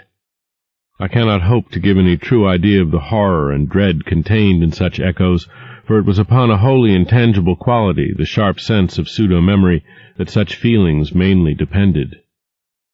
As I have said, my studies gradually gave me a defense against these feelings in the form of rational psychological explanations, and this saving influence was augmented by the subtle touch of accustomedness which comes with the passage of time. Yet in spite of everything, the vague, creeping terror would return momentarily now and then. It did not, however, engulf me as it had before, and after 1922 I lived a very normal life of work and recreation. In the course of years I began to feel that my experience, together with the kindred cases and the related folklore, ought to be definitely summarized and published for the benefit of serious students. Hence I prepared a series of articles briefly covering the whole ground and illustrated with crude sketches of some of the shapes, scenes, decorative motifs, and hieroglyphs remembered from the dreams. These appeared at various times during 1928 and 1929 in the Journal of the American Psychological Society, but did not attract much attention. Meanwhile, I continued to record my dreams with the minutest care, even though the growing stack of reports attained troublesomely vast proportions. On July 10, 1934, there was forwarded to me by the Psychological Society the letter which opened the culminating and most horrible phase of the whole mad ordeal. It was postmarked Pilbara, Western Australia, and bore the signature of one whom I found, upon inquiry, to be a mining engineer of considerable prominence. Enclosed were some very curious snapshots. I will reproduce the text in its entirety, and no reader can fail to understand how tremendous an effect it and the photographs had upon me. I was for a time almost stunned and incredulous, for although I had often thought that some basis of fact must underlie certain phases of the legends which had colored my dreams, I was none the less unprepared for anything like a tangible survival from a lost world remote beyond all imagination. Most devastating of all were the photographs, for here in cold, incontrovertible realism there stood out against a background of sand certain worn-down, water-ridged, storm-weathered blocks of stone, whose slightly convex tops and slightly concave bottoms told their own story. And when I studied them with a magnifying glass, I could see all too plainly, amidst the batterings and pittings, the traces of those vast curvilinear designs and occasional hieroglyphs whose significance had become so hideous to me. But here is the letter which speaks for itself. 49 Dampier Street, Pilbara, Western Australia, May 18, 1934. Professor N. W. Peasley, care of American Psychological Society, 30 East 41st Street, New York City, USA. My dear Sir, a recent conversation with Dr. E. M. Boyle of Perth and some papers with your articles which he has just sent me make it advisable for me to tell you about certain things I have seen in the great sandy desert east of our gold field here. It would seem, in view of the peculiar legends about old cities with huge stonework and strange designs and hieroglyphs which you describe, that I have come upon something very important. The blackfellows have always been full of talk about great stones with marks on them, and seem to have a terrible fear of such things. They connect them in some way with their common racial legends about Budai, the gigantic old man who lies asleep for ages underground with his head on his arm, and who will some day awake and eat up the world. There are some very old and half-forgotten tales of enormous underground huts of great stones, where passages lead down, and where horrible things have happened. The blackfellows claim that once some warriors fleeing in battle went down into one and never came back, but that frightful winds began to blow from the place soon after they went down. However, there usually isn't much in what these natives say. But what I have to tell is more than this. 2 years ago, when I was prospecting about 500 miles east in the desert, I came on a lot of queer pieces of dressed stone, perhaps 3 by 2 by 2 feet in size, and weathered and pitted to the very limit. At first I couldn't find any of the marks the blackfellows told about, but when I looked close enough I could make out some deeply carved lines in spite of the weathering. There were peculiar curves, just like what the blackfellows had tried to describe. I imagine there must have been 30 or 40 blocks, some nearly buried in the sand, and all within a circle, perhaps a quarter of a mile in diameter. When I saw some, I looked around closely for more and made a careful reckoning of the place with my instruments. I also took pictures of 10 or 12 of the most typical blocks, and will enclose the prints for you to see. I turned my information and pictures over to the government at Perth, but they have done nothing about them. Then I met Dr. Boyle, who had read your articles in the Journal of the American Psychological Society, and in time happened to mention the stones. He was enormously interested, and became quite excited when I showed him my snapshots, saying that the stones and the markings were just like those of the masonry you had dreamed about and seen described in legends. He meant to write you, but was delayed. Meanwhile, he sent me most of the magazines with your articles, and I saw at once from your drawings and descriptions that my stones are certainly the kind you mean. You can appreciate this from the enclosed prints. Later on you will hear directly from Dr. Boyle. Now I can understand how important all this will be to you. Without question we are faced with the remains of an unknown civilization older than any dreamed of before, and forming a basis for your legends. As a mining engineer I have some knowledge of geology, and can tell you that these blocks are so ancient they frighten me. They are mostly sandstone and granite, though one is almost certainly made of a queer sort of cement or concrete. They bear evidence of water action, as if this part of the world had been submerged and come up again after long ages, all since those blocks were made and used. It is a matter of hundreds of thousands of years, or heaven knows how much more. I don't like to think about it. In view of your previous diligent work in tracking down the legends and everything connected with them, I cannot doubt but that you will want to lead an expedition to the desert and make some archaeological excavations. Both Dr. Boyle and I are prepared to cooperate in such work if you, or organizations known to you, can furnish the funds. I can get together a dozen miners for the heavy digging. The blackfellows would be of no use, for I found that they have an almost maniacal fear of this particular spot. Boyle and I are saying nothing to others, for you very obviously ought to have precedence in any discoveries or credit. The place can be reached from Pilbara in about 4 days by motor tractor, which we'd need for our apparatus. It is somewhat west and south of Warburton's Path of 1873, and 100 miles southeast of Joanna Spring. We could float things up the De Grey River instead of starting from Pilbara, but all that can be talked over later.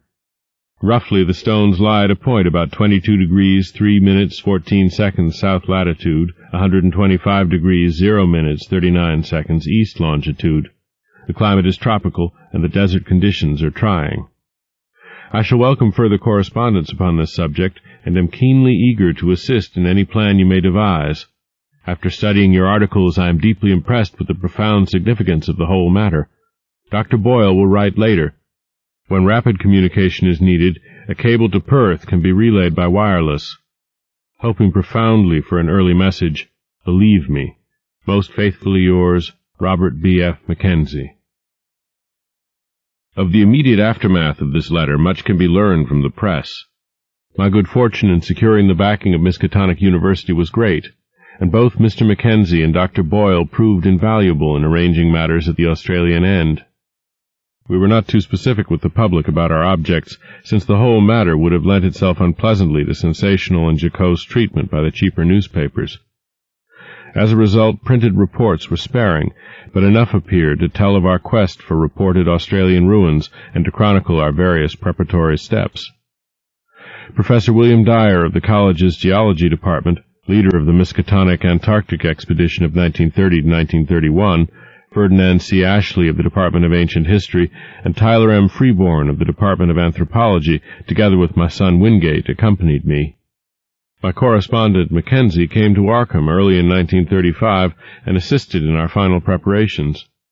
He proved to be a tremendously competent and affable man of about 50, admirably well-read, and deeply familiar with all the conditions of Australian travel. He had tractors waiting at Pilbara, and we chartered a tramp steamer sufficiently small to get up the river to that point. We were prepared to excavate in the most careful and scientific fashion, sifting every particle of sand and disturbing nothing which might seem to be in or near its original situation. Sailing from Boston aboard the wheezy Lexington on March 28, 1935, we had a leisurely trip across the Atlantic and Mediterranean, through the Suez Canal, down the Red Sea, and across the Indian Ocean to our goal. I need not tell how the sight of the low, sandy West Australian coast depressed me, and how I detested the crude mining town and dreary gold fields where the tractors were given their last loads. Dr. Boyle, who met us, proved to be elderly, pleasant, and intelligent, and his knowledge of psychology led him into many long discussions with my son and me. Discomfort and expectancy were oddly mingled in most of us when at length our party of 18 rattled forth over the arid leagues of sand and rock. On Friday, May 31st, we forded a branch of the De Grey and entered the realm of utter desolation. A certain positive terror grew on me as we advanced to this actual sight of the elder world behind the legends, a terror, of course, abetted by the fact that my disturbing dreams and pseudo-memories still beset me with unabated force. It was on Monday, June 3rd, that we saw the first of the half-buried blocks. I cannot describe the emotions with which I actually touched, in objective reality, a fragment of cyclopean masonry, in every respect like the blocks in the walls of my dream buildings. There was a distinct trace of carving, and my hands trembled as I recognized part of a curvilinear decorative scheme made hellish to me through years of tormenting nightmare and baffling research. A month of digging brought a total of some 1,250 blocks in varying stages of wear and disintegration. Most of these were carven megaliths with curved tops and bottoms. A minority were smaller, flatter, plain-surfaced, and square or octagonally cut, like those of the floors and pavements in my dreams, while a few were singularly massive and curved or slanted in such a manner as to suggest use in vaulting or groining, or as parts of arches or round window casings. The deeper and the farther north and east we dug, the more blocks we found, though we still failed to discover any trace of arrangement among them. Professor Dyer was appalled at the measureless age of the fragments, and Freeborn found traces of symbols which fitted darkly into certain Papuan and Polynesian legends of infinite antiquity. The condition and scattering of the blocks told mutely of vertiginous cycles of time and geologic upheavals of cosmic savagery. We had an aeroplane with us, and my son Wingate would often go up to different heights and scan the sand and rock waste for signs of dim, large-scale outlines, either differences of level or trails of scattered blocks. His results were virtually negative, for whenever he would one day think he had glimpsed some significant trend, he would on his next trip find the impression replaced by another equally insubstantial, a result of the shifting, wind-blown sand. One or two of these ephemeral suggestions, though, affected me queerly and disagreeably. They seemed, after a fashion, to dovetail horribly with something I had dreamed or read, but which I could no longer remember. There was a terrible familiarity about them, which somehow made me look furtively and apprehensively over the abominable, sterile terrain toward the north and northeast. Around the first week in July I developed an unaccountable set of mixed emotions about that general northeasterly region. There was horror and there was curiosity, but more than that there was a persistent and perplexing illusion of memory. I tried all sorts of psychological expedients to get these notions out of my head, but met with no success. Sleeplessness also gained upon me, but I almost welcomed this because of the resultant shortening of my dream periods. I acquired the habit of taking long, lone walks in the desert late at night, usually to the north or northeast, whither the sum of my strange new impulses seemed subtly to pull me. Sometimes on these walks I would stumble over nearly buried fragments of the ancient masonry. Though there were fewer visible blocks here than where we had started, I felt sure that there must be a vast abundance beneath the surface. The ground was less level than at our camp, and the prevailing high winds now and then piled the sand into fantastic temporary hillocks, exposing low traces of the elder stones while it covered other traces. I was queerly anxious to have the excavations extend to this territory, yet at the same time dreaded what might be revealed. Obviously I was getting into a rather bad state, all the worse because I could not account for it. An indication of my poor nervous health can be gained from my response to an odd discovery which I made on one of my nocturnal rambles. It was on the evening of July 11th, when the moon flooded the mysterious hillocks with a curious pallor. Wandering somewhat beyond my usual limits, I came upon a great stone which seemed to differ markedly from any we had yet encountered. It was almost wholly covered, but I stooped and cleared away the sand with my hands, later studying the object carefully and supplementing the moonlight with my electric torch. Unlike the other very large rocks, this one was perfectly square-cut, with no convex or concave surface. It seemed, too, to be of a dark basaltic substance, wholly dissimilar to the granite and sandstone and occasional concrete of the now familiar fragments. Suddenly I rose, turned, and ran for the camp at top speed. It was a wholly unconscious and irrational flight, and only when I was close to my tent did I fully realize why I had run. Then it came to me. The queer dark stone was something which I had dreamed and read about, and which was linked with the uttermost horrors of the eon-old legendary. It was one of the blocks of that basaltic elder masonry which the fabled great race held in such fear. The tall, windowless ruins left by those brooding, half-material alien things that festered in earth's nether abysses, and against whose wind-like invisible forces the trapdoors were sealed and the sleepless sentinels posted. I remained awake all night, but by dawn realized how silly I had been to let the shadow of a myth upset me.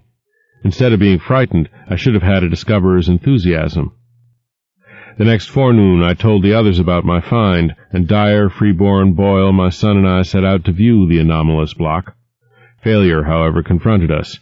I had formed no clear idea of the stone's location, and a late wind had wholly altered the hillocks of shifting sand. 6. I come now to the crucial and most difficult part of my narrative, all the more difficult because I cannot be quite certain of its reality. At times I feel uncomfortably sure that I was not dreaming or deluded, And it is this feeling, in view of the stupendous implications which the objective truth of my experience would raise, which impels me to make this record. My son, a trained psychologist with the fullest and most sympathetic knowledge of my whole case, shall be the primary judge of what I have to tell. First, let me outline the externals of the matter, as those at the camp know them. On the night of July 17th to 18th, after a windy day, I retired early but could not sleep. Rising shortly before 11, and afflicted as usual with that strange feeling regarding the northeastward terrain, I set out on one of my typical nocturnal walks, seeing and greeting only one person, an Australian miner named Tupper, as I left our precincts. The moon, slightly past full, shone from a clear sky and drenched the ancient sands with a white, leprous radiance which seemed to me somehow infinitely evil.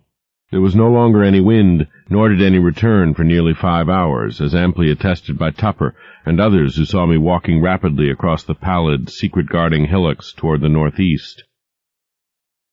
About 3:30 a.m. a violent wind blew up, waking everyone in camp and felling 3 of the tents. The sky was unclouded, and the desert still blazed with that leprous moonlight. As the party saw to the tents, my absence was noted, but in view of my previous walks, this circumstance gave no one alarm. And yet as many as 3 men, all Australians, seemed to feel something sinister in the air. Mackenzie explained to Professor Freeborn that this was a fear picked up from blackfellow folklore, the natives having woven a curious fabric of malignant myth about the high winds which at long intervals sweep across the sands under a clear sky. Such winds, it is whispered, blow out of the great stone huts under the ground, where terrible things have happened, and are never felt except near places where the big marked stones are scattered. Close to 4, the gale subsided as suddenly as it had begun, leaving the sandhills in new and unfamiliar shapes. It was just past 5, with the bloated, fungoid moon sinking in the west, when I staggered into camp, hatless, tattered, features scratched and ensanguined, and without my electric torch. Most of the men had returned to bed, but Professor Dyer was smoking a pipe in front of his tent. Seeing my winded and almost frenzied state, he called Dr. Boyle, and the 2 of them got me on my cot and made me comfortable. My son, roused by the stir, soon joined them, and they all tried to force me to lie still and attempt sleep. But there was no sleep for me. My psychological state was very extraordinary, different from anything I had previously suffered. After a time I insisted upon talking, nervously and elaborately explaining my condition. I told them I had become fatigued and had lain down in the sand for a nap. There had, I said, been dreams even more frightful than usual, and when I was awaked by the sudden high wind my overwrought nerves had snapped.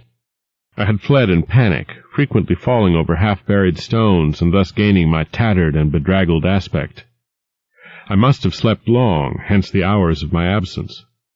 Of anything strange either seen or experienced I hinted absolutely nothing, exercising the greatest self-control in that respect. But I spoke of a change of mind regarding the whole work of the expedition, and urged a halt in all digging toward the northeast. My reason was patently weak, for I mentioned a dearth of blocks, a wish not to offend the superstitious miners, a possible shortage of funds from the college, and other things either untrue or irrelevant. Naturally, no one paid the least attention to my new wishes, not even my son, whose concern for my health was obvious. The next day I was up and around the camp, but took no part in the excavations. Seeing that I could not stop the work, I decided to return home as soon as possible for the sake of my nerves, and made my son promise to fly me in the plane to Perth, 1,000 miles to the southwest, as soon as he had surveyed the region I wished let alone. If, I reflected, the thing I had seen was still visible, I might decide to attempt a specific warning, even at the cost of ridicule. It was just conceivable that the miners who knew the local folklore might back me up. Humoring me, my son made the survey that very afternoon, flying over all the terrain my walk could possibly have covered, yet nothing of what I had found remained in sight. It was the case of the anomalous basalt rock all over again. The shifting sand had wiped out every trace. For an instant I half regretted having lost a certain awesome object in my stark fright, but now I know that the loss was merciful. I can still believe my whole experience an illusion, especially if, as I devoutly hope, that hellish abyss is never found. Wingate took me to Perth on July 20th, though declining to abandon the expedition and return home. He stayed with me until the 25th, when the steamer for Liverpool sailed. Now, in the cabin of the Empress, I am pondering long and frantically upon the entire matter, and have decided that my son at least must be informed. It shall rest with him whether to diffuse the matter more widely. In order to meet any eventuality, I have prepared this summary of my background, as already known in a scattered way to others, and will now tell as briefly as possible what seemed to happen during my absence from the camp that hideous night. Nerves on edge and whipped into a kind of perverse eagerness by that inexplicable, dread-mingled mnemonic urge toward the northeast, I plodded on beneath the evil burning moon. Here and there I saw, half shrouded by sand, those primal cyclopean blocks left from nameless and forgotten eons. The incalculable age and brooding horror of this monstrous waste began to oppress me as never before, and I could not keep from thinking of my maddening dreams, of the frightful legends which lay behind them, and of the present fears of natives and miners concerning the desert and its carven stones.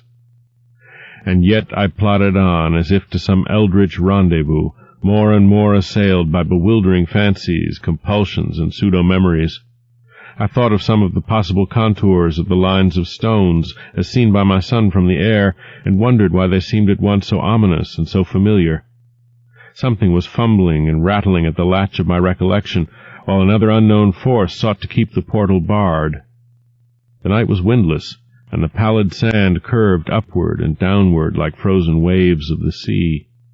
I had no goal, but somehow ploughed along as if with fate-bound assurance.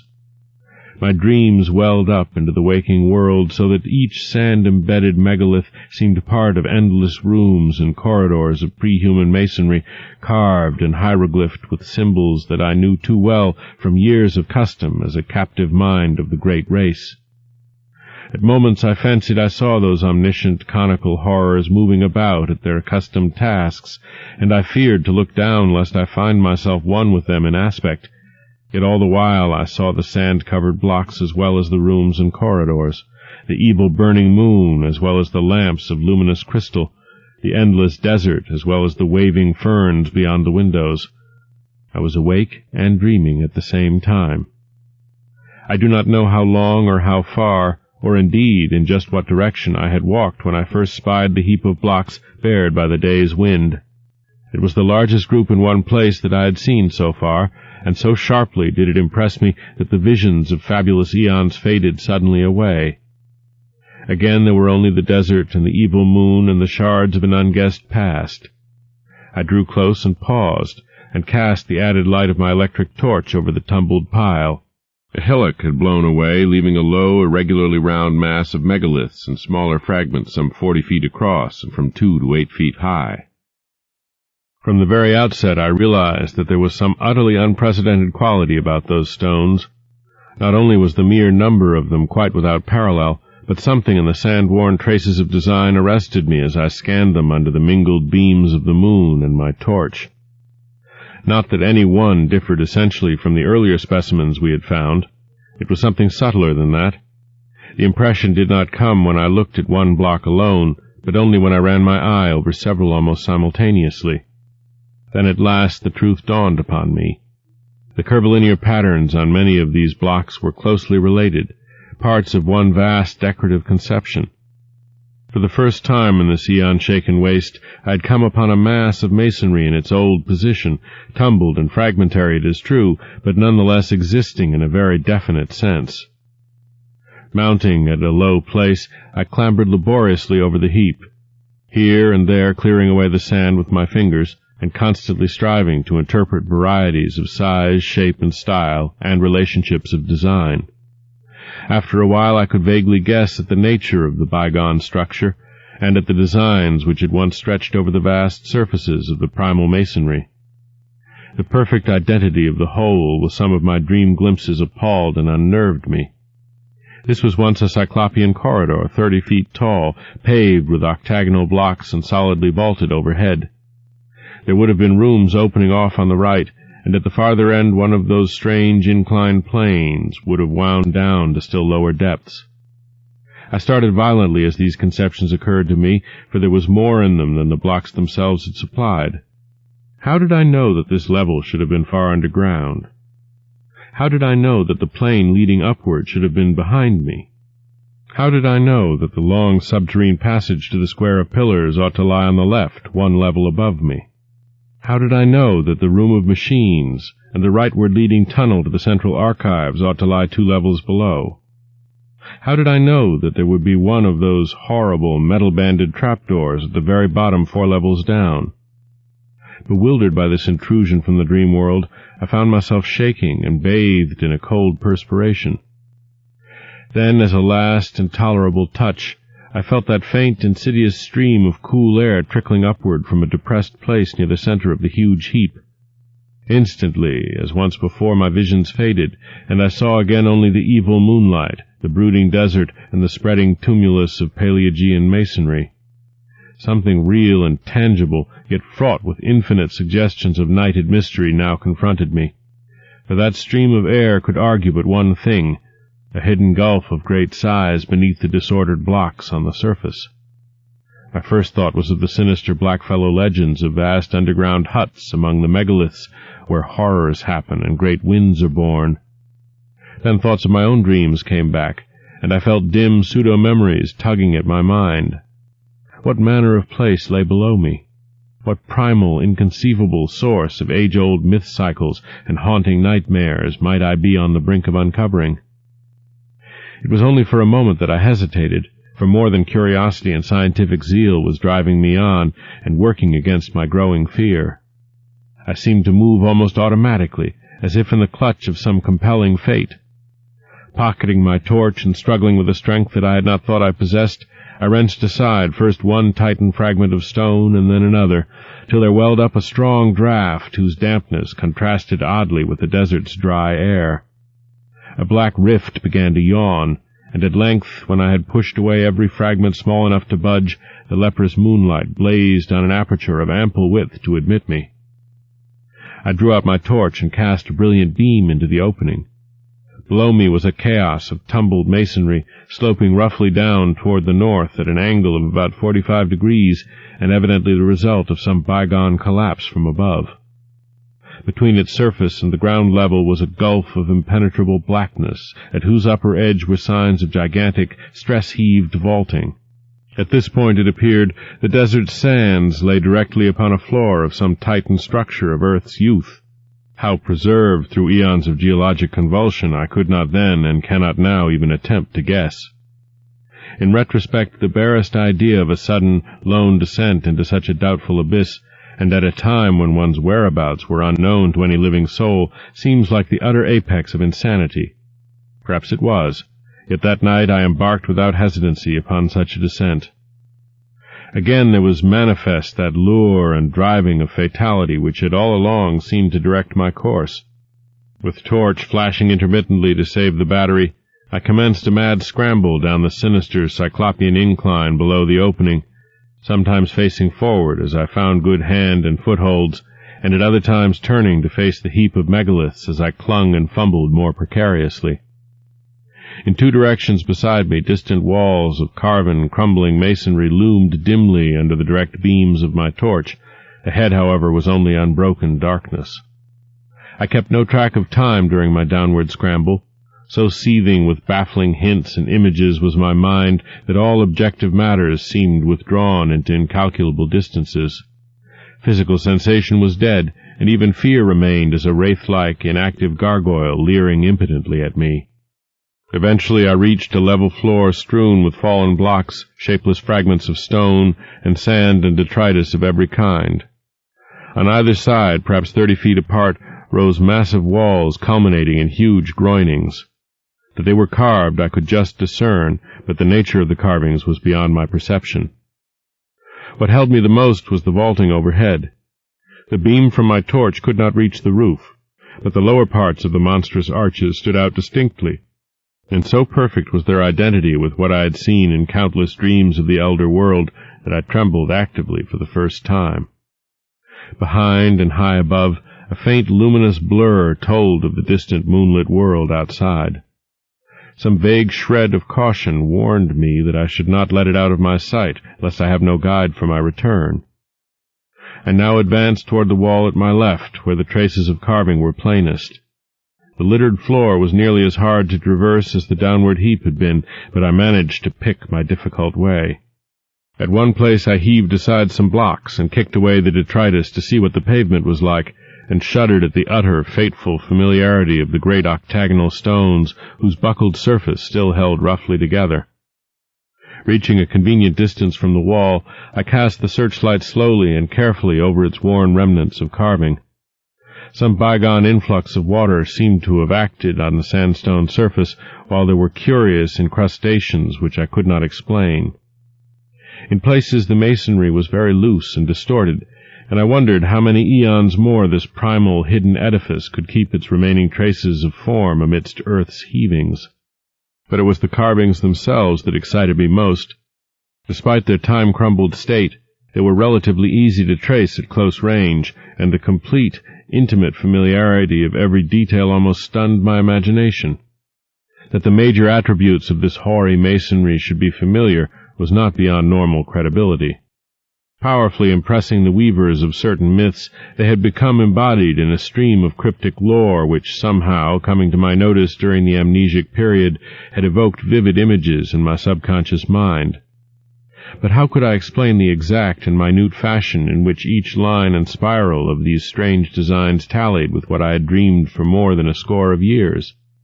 What obscure, forgotten iconography could have reproduced each subtle shading and nuance which so persistently, exactly, and unvaryingly besieged my sleeping vision night after night?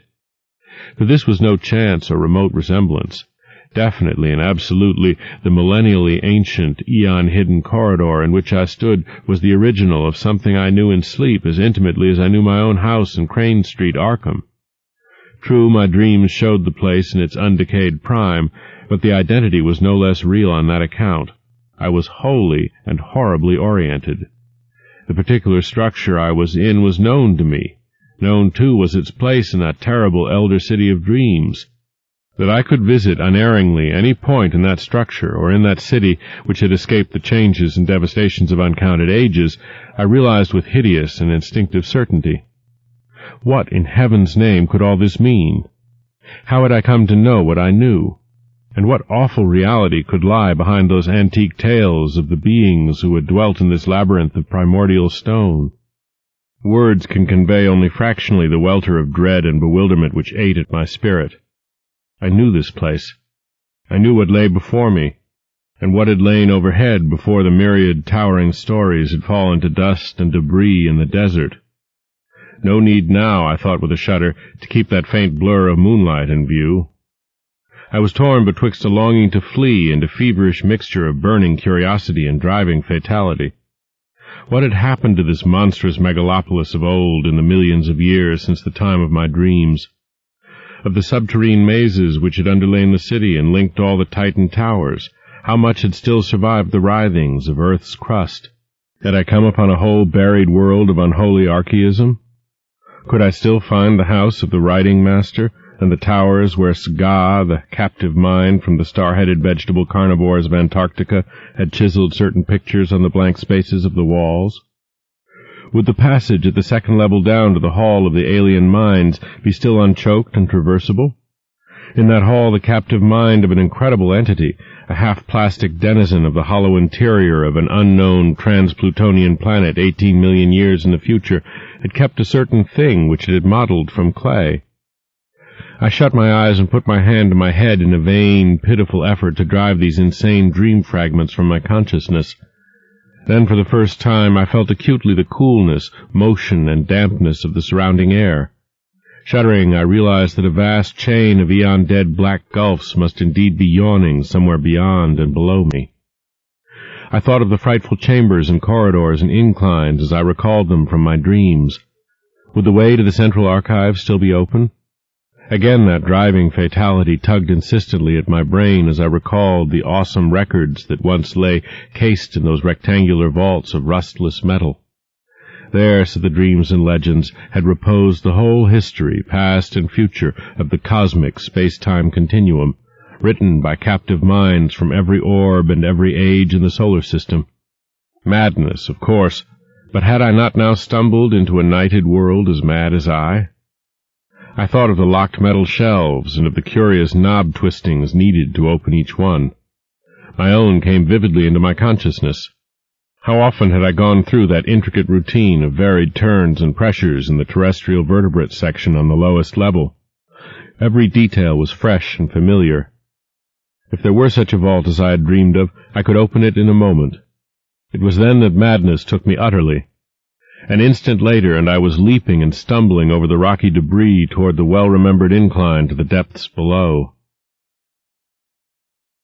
7. From that point forward, my impressions are scarcely to be relied on. Indeed, I still possess a final, desperate hope that they all form parts of some demonic dream or illusion born of delirium. A fever raged in my brain, and everything came to me through a kind of haze, sometimes only intermittently. The rays of my torch shot feebly into the engulfing blackness, bringing phantasmal flashes of hideously familiar walls and carvings, all blighted with the decay of ages. In one place a tremendous mass of vaulting had fallen, so that I had to clamber over a mighty mound of stones reaching almost to the ragged, grotesquely stalactited roof. It was all the ultimate apex of nightmare, made worse by the blasphemous tug of pseudo-memory. One thing only was unfamiliar, and that was my own size in relation to the monstrous masonry. I felt oppressed by a sense of unwonted smallness, as if the sight of these towering walls from a mere human body was something wholly new and abnormal. Again and again I looked nervously down at myself, vaguely disturbed by the human form I possessed. Onward through the blackness of the abyss I leaped, plunged and staggered, often falling and bruising myself, and once nearly shattering my torch. Every stone and corner of that demonic gulf was known to me, and at many points I stopped to cast beams of light through choked and crumbling yet familiar archways. Some rooms had totally collapsed. Others were bare or debris-filled. In a few I saw masses of metal, some fairly intact, some broken, and some crushed or battered, which I recognized as the colossal pedestals or tables of my dreams. What they could in truth have been, I dared not guess. I found the downward incline and began its descent, though after a time halted by a gaping, ragged chasm whose narrowest point could not be much less than 4 feet across. Here the stonework had fallen through, revealing incalculable, inky depths beneath. I knew there were 2 more cellar levels in this Titan edifice, and trembled with fresh panic as I recalled the metal-clamped trapdoor on the lowest one. There could be no guards now, for what had lurked beneath had long since done its hideous work and sunk into its long decline. By the time of the post-human beetle race it would be quite dead, and yet as I thought of the native legends I trembled anew. It cost me a terrible effort to vault that yawning chasm, since the littered floor prevented a running start, but madness drove me on. I chose a place close to the left-hand wall, where the rift was least wide and the landing spot reasonably clear of dangerous debris, and after one frantic moment reached the other side in safety. At last, gaining the lower level, I stumbled on past the archway of the room of machines, within which were fantastic ruins of metal, half buried beneath fallen vaulting. Everything was where I knew it would be, and I climbed confidently over the heaps which barred the entrance of a vast transverse corridor. This, I realized, would take me under the city to the central archives. Endless ages seemed to unroll as I stumbled, leaped, and crawled along that debris-cluttered corridor. Now and then I could make out carvings on the age-stained walls, some familiar, others seemingly added since the period of my dreams. Since this was a subterranean house-connecting highway, there were no archways, save when the route led through the lower levels of various buildings. At some of these intersections I turned aside long enough to look down well-remembered corridors and into well-remembered rooms. Twice only did I find any radical changes from what I had dreamed of, and in one of these cases I could trace the sealed-up outlines of the archway I remembered. I shook violently and felt a curious surge of retarding weakness as I steered a hurried and reluctant course through the crypt of one of those great windowless, ruined towers whose alien basalt masonry bespoke a whispered and horrible origin. This primal vault was round and fully 200 feet across, with nothing carved upon the dark-hued stonework. The floor was here free from anything save dust and sand, and I could see the apertures leading upward and downward. There were no stairs or inclines. Indeed, my dreams had pictured those elder towers as wholly untouched by the fabulous great race. Those who had built them had not needed stairs or inclines. In the dreams, the downward aperture had been tightly sealed and nervously guarded. Now it lay open, black and yawning, and giving forth a current of cool, damp air. Of what limitless caverns of eternal night might brood below, I would not permit myself to think. Later, clawing my way along a badly heaped section of the corridor, I reached a place where the roof had wholly caved in. The debris rose like a mountain, and I climbed up over it, passing through a vast, empty space where my torchlight could reveal neither walls nor vaulting. This, I reflected, must be the cellar of the house of the metal purveyors, fronting on the third square not far from the archives. What had happened to it I could not conjecture. I found the corridor again beyond the mountain of detritus and stone, but after a short distance encountered a wholly choked place where the fallen vaulting almost touched the perilously sagging ceiling. How I managed to wrench and tear aside enough blocks to afford a passage, and how I dared disturb the tightly packed fragments when the least shift of equilibrium might have brought down all the tons of superincumbent masonry to crush me to nothingness, I do not know. It was sheer madness that impelled and guided me, if indeed my whole underground adventure was not, as I hope, a hellish delusion or phase of dreaming. But I did make, or dream that I made, a passage that I could squirm through.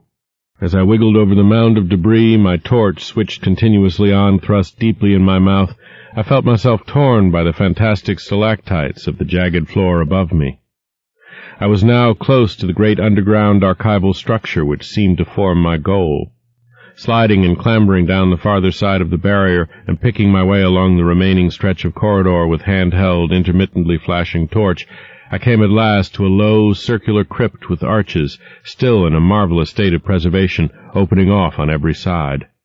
The walls, or such parts of them as lay within reach of my torchlight, were densely hieroglyphed and chiseled with typical curvilinear symbols, some added since the period of my dreams. This, I realized, was my fated destination, and I turned at once through a familiar archway on my left. That I could find a clear passage up and down the incline to all the surviving levels, I had oddly little doubt. This vast, earth-protected pile, housing the annals of all the solar system, had been built with supernal skill and strength to last as long as that system itself. Blocks of stupendous size, poised with mathematical genius and bound with cements of incredible toughness, had combined to form a mass as firm as the planet's rocky core.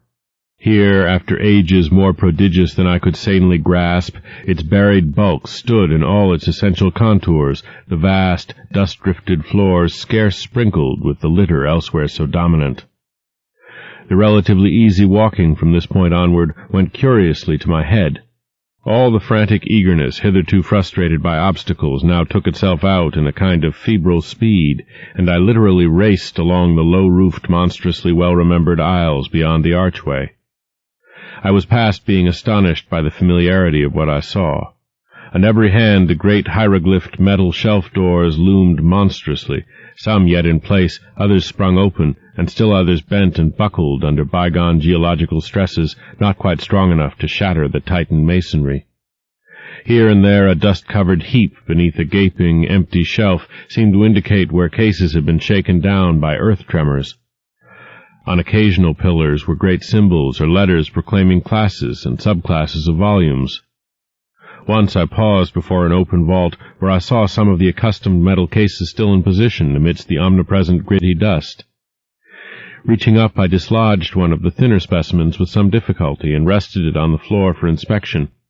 It was titled in the prevailing curvilinear hieroglyphs, though something in the arrangement of the characters seemed subtly unusual.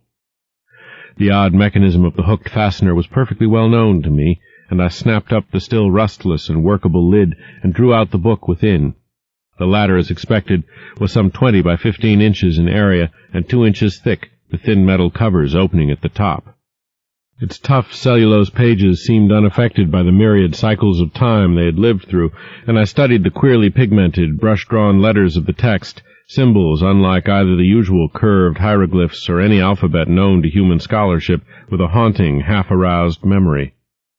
It came to me that this was the language used by a captive mind I had known slightly in my dreams, a mine from a large asteroid on which had survived much of the archaic life and lore of the primal planet whereof it formed a fragment. At the same time I recalled that this level of the archives was devoted to volumes dealing with the non-terrestrial planets. As I ceased poring over this incredible document, I saw that the light of my torch was beginning to fail, hence quickly inserted the extra battery I always had with me. Then, armed with the stronger radiance, I resumed my feverish racing through unending tangles of aisles and corridors, recognizing now and then some familiar shelf, and vaguely annoyed by the acoustic conditions which made my footfalls echo incongruously in these catacombs. The very prints of my shoes behind me in the millennially untrodden dust made me shudder. Never before, if my mad dreams held anything of truth, had human feet pressed upon those immemorial pavements. Of the particular goal of my insane racing, my conscious mind held no hint. There was, however, some force of evil potency pulling at my dazed will and buried recollection, so that I vaguely felt I was not running at random. I came to a downward incline and followed it to profounder depths. Floors flashed by me as I raced, but I did not pause to explore them. In my whirling brain there had begun to beat a certain rhythm which set my right hand twitching in unison. I wanted to unlock something, and felt that I knew all the intricate twists and pressures needed to do it. It would be like a modern safe with a combination lock. Dream or not, I had once known and still knew. How any dream or scrap of unconsciously absorbed legend could have taught me a detail so minute, so intricate, and so complex, I did not attempt to explain to myself. I was beyond all coherent thought. For was not this whole experience, this shocking familiarity with a set of unknown ruins, and this monstrously exact identity of everything before me with what only dreams and scraps of myth could have suggested, a horror beyond all reason? Probably it was my basic conviction then, as it is now during my saner moments, that I was not awake at all, and that the entire buried city was a fragment of febrile hallucination. Eventually I reached the lowest level and struck off to the right of the incline. For some shadowy reason I tried to soften my steps, even though I lost speed thereby. There was a space I was afraid to cross on this last, deeply buried floor. As I drew near it I recalled what thing in that space I feared. It was merely one of the metal-barred and closely guarded trapdoors. There would be no guards now, and on that account I trembled and tiptoed as I had done in passing through that black basalt vault where a similar trapdoor had yawned. I felt a current of cool, damp air as I had felt there, and wished that my course led in another direction. Why I had to take the particular course I was taking I did not know. When I came to the space I saw that the trapdoor yawned widely open. Ahead the shelves began again, and I glimpsed on the floor before one of them a heap very thinly covered with dust where a number of cases had recently fallen. At the same moment a fresh wave of panic clutched me, though for some time I could not discover why. Heaps of fallen cases were not uncommon, for all through the eons this lightless labyrinth had been racked by the heavings of earth and had echoed at intervals of the deafening clatter of toppling objects. It was only when I was nearly across the space that I realized why I shook so violently. Not the heap, but something about the dust of the level floor was troubling me. In the light of my torch, it seemed as if that dust were not as even as it ought to be. There were places where it looked thinner, as if it had been disturbed not many months before. I could not be sure, for even the apparently thinner places were dusty enough, yet a certain suspicion of regularity in the fancied unevenness was highly disquieting. When I brought the torchlight close to one of the queer places, I did not like what I saw, for the illusion of regularity became very great. It was as if there were regular lines of composite impressions that went in threes, each slightly over a foot square, and consisting of 5 nearly circular 3-inch prints, one in advance of the other 4. These possible lines of foot-square impressions appeared to lead in 2 directions, as if something had gone somewhere and returned. They were, of course, very faint, and may have been illusions or accidents, but there was an element of dim, fumbling terror about the way I thought they ran. For at one end of them was the heap of cases which must have clattered down not long before, while at the other end was the ominous trapdoor with the cool, damp wind yawning unguarded down to abysses past imagination. 8. That my strange sense of compulsion was deep and overwhelming is shown by its conquest of my fear. No rational motive could have drawn me on after that hideous suspicion of Prince and the creeping dream memories it excited. Yet my right hand, even as it shook with fright, still twitched rhythmically in its eagerness to turn a lock it hoped to find. Before I knew it, I was past the heap of lately fallen cases and running on tiptoe through aisles of utterly unbroken dust toward a point which I seemed to know morbidly, horribly well. My mind was asking itself questions whose origin and relevancy I was only beginning to guess. Would the shelf be reachable by a human body?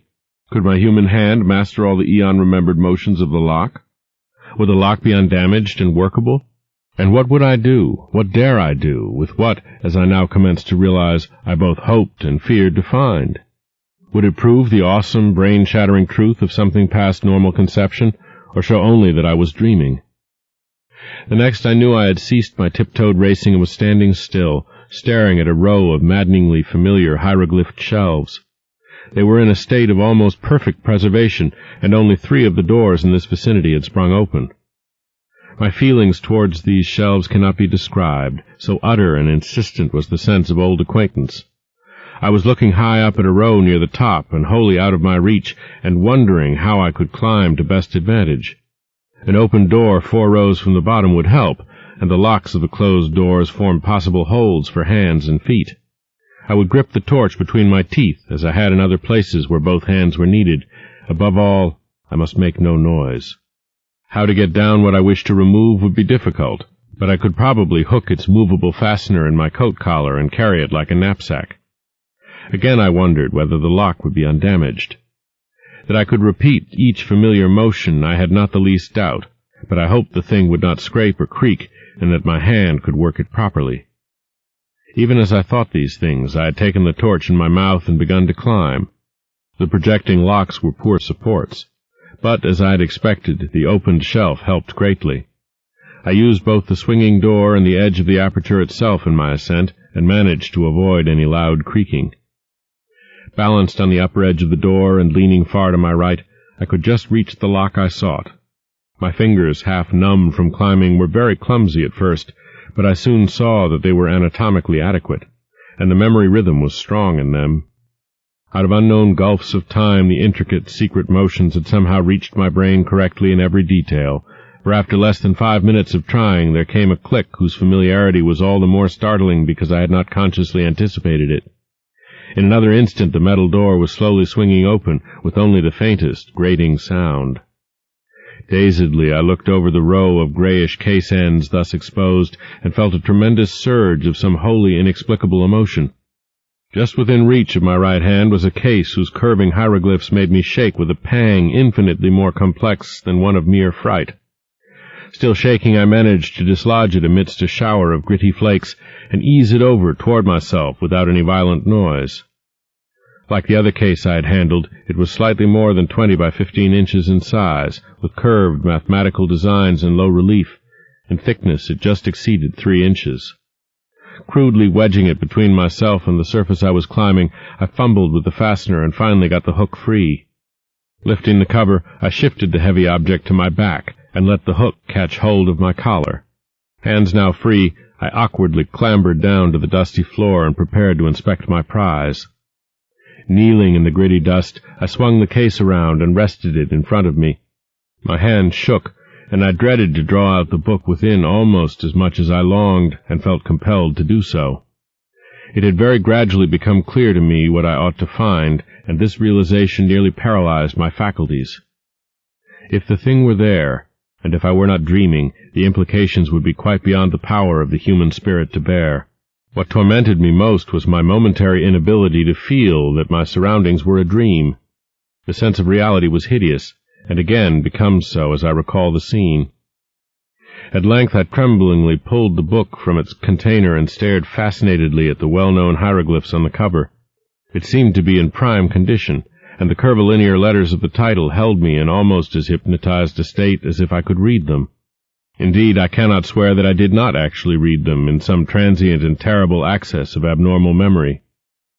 I do not know how long it was before I dared to lift that thin metal cover. I temporized and made excuses to myself. I took the torch from my mouth and shut it off to save the battery. Then in the dark I collected my courage, finally lifting the cover without turning on the light. Last of all, I did indeed flash the torch onto the exposed page, steeling myself in advance to suppress any sound, no matter what I should find. I looked for an instant, then collapsed. Clenching my teeth, however, I kept silent. I sank wholly to the floor and put a hand to my forehead amidst the engulfing blackness. What I dreaded and expected was there. Either I was dreaming, or time and space had become a mockery. I must be dreaming, but I would test the horror by carrying this thing back and showing it to my son, if it were indeed a reality. My head swam frightfully, even though there were no visible objects in the unbroken gloom to swirl about me. Ideas and images of the starkest terror, excited by vistas which my glimpse had opened up, began to throng in upon me and cloud my senses. I thought of those possible prints in the dust and trembled at the sound of my own breathing as I did so. Once again I flashed on the light and looked at the page as a serpent's victim may look at his destroyer's eyes and fangs. Then with clumsy fingers in the dark I closed the book, put it in its container, and snapped the lid and the curious hooked fastener. This was what I must carry back to the outer world if it truly existed, if the whole abyss truly existed, if I and the world itself truly existed. Just when I tottered to my feet and commenced my return, I cannot be certain. It comes to me oddly, as a measure of my sense of separation from the normal world, that I did not even once look at my watch during those hideous hours underground. Torch in hand and with the ominous case under one arm, I eventually found myself tiptoeing in a kind of silent panic past the draft-giving abyss and those lurking suggestions of prints. I lessened my precautions as I climbed up the endless inclines, but could not shake off a shadow of apprehension which I had not felt on the downward journey. I dreaded having to repass through the black basalt crypt that was older than the city itself, where cold draughts welled up from unguarded depths. I thought of that which the great race had feared, and of what might still be lurking, be it ever so weak and dying, down there. I thought of those 5 circle prints, and of what my dreams had told me of such prints, and of strange winds and whistling noises associated with them, and I thought of the tales of the modern blackfellows, wherein the horror of great winds and nameless subterrene ruins was dwelt upon. I knew from a carven wall symbol the right floor to enter, and came at last, after passing that other book I had examined, to the great circular space with the branching archways. On my right, and at once recognizable, was the arch through which I had arrived. This I now entered, conscious that the rest of my course would be harder because of the tumbled state of the masonry outside the archive building.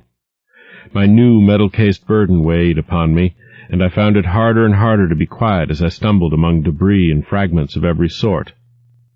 Then I came to the ceiling-high mound of debris through which I had wrenched a scanty passage.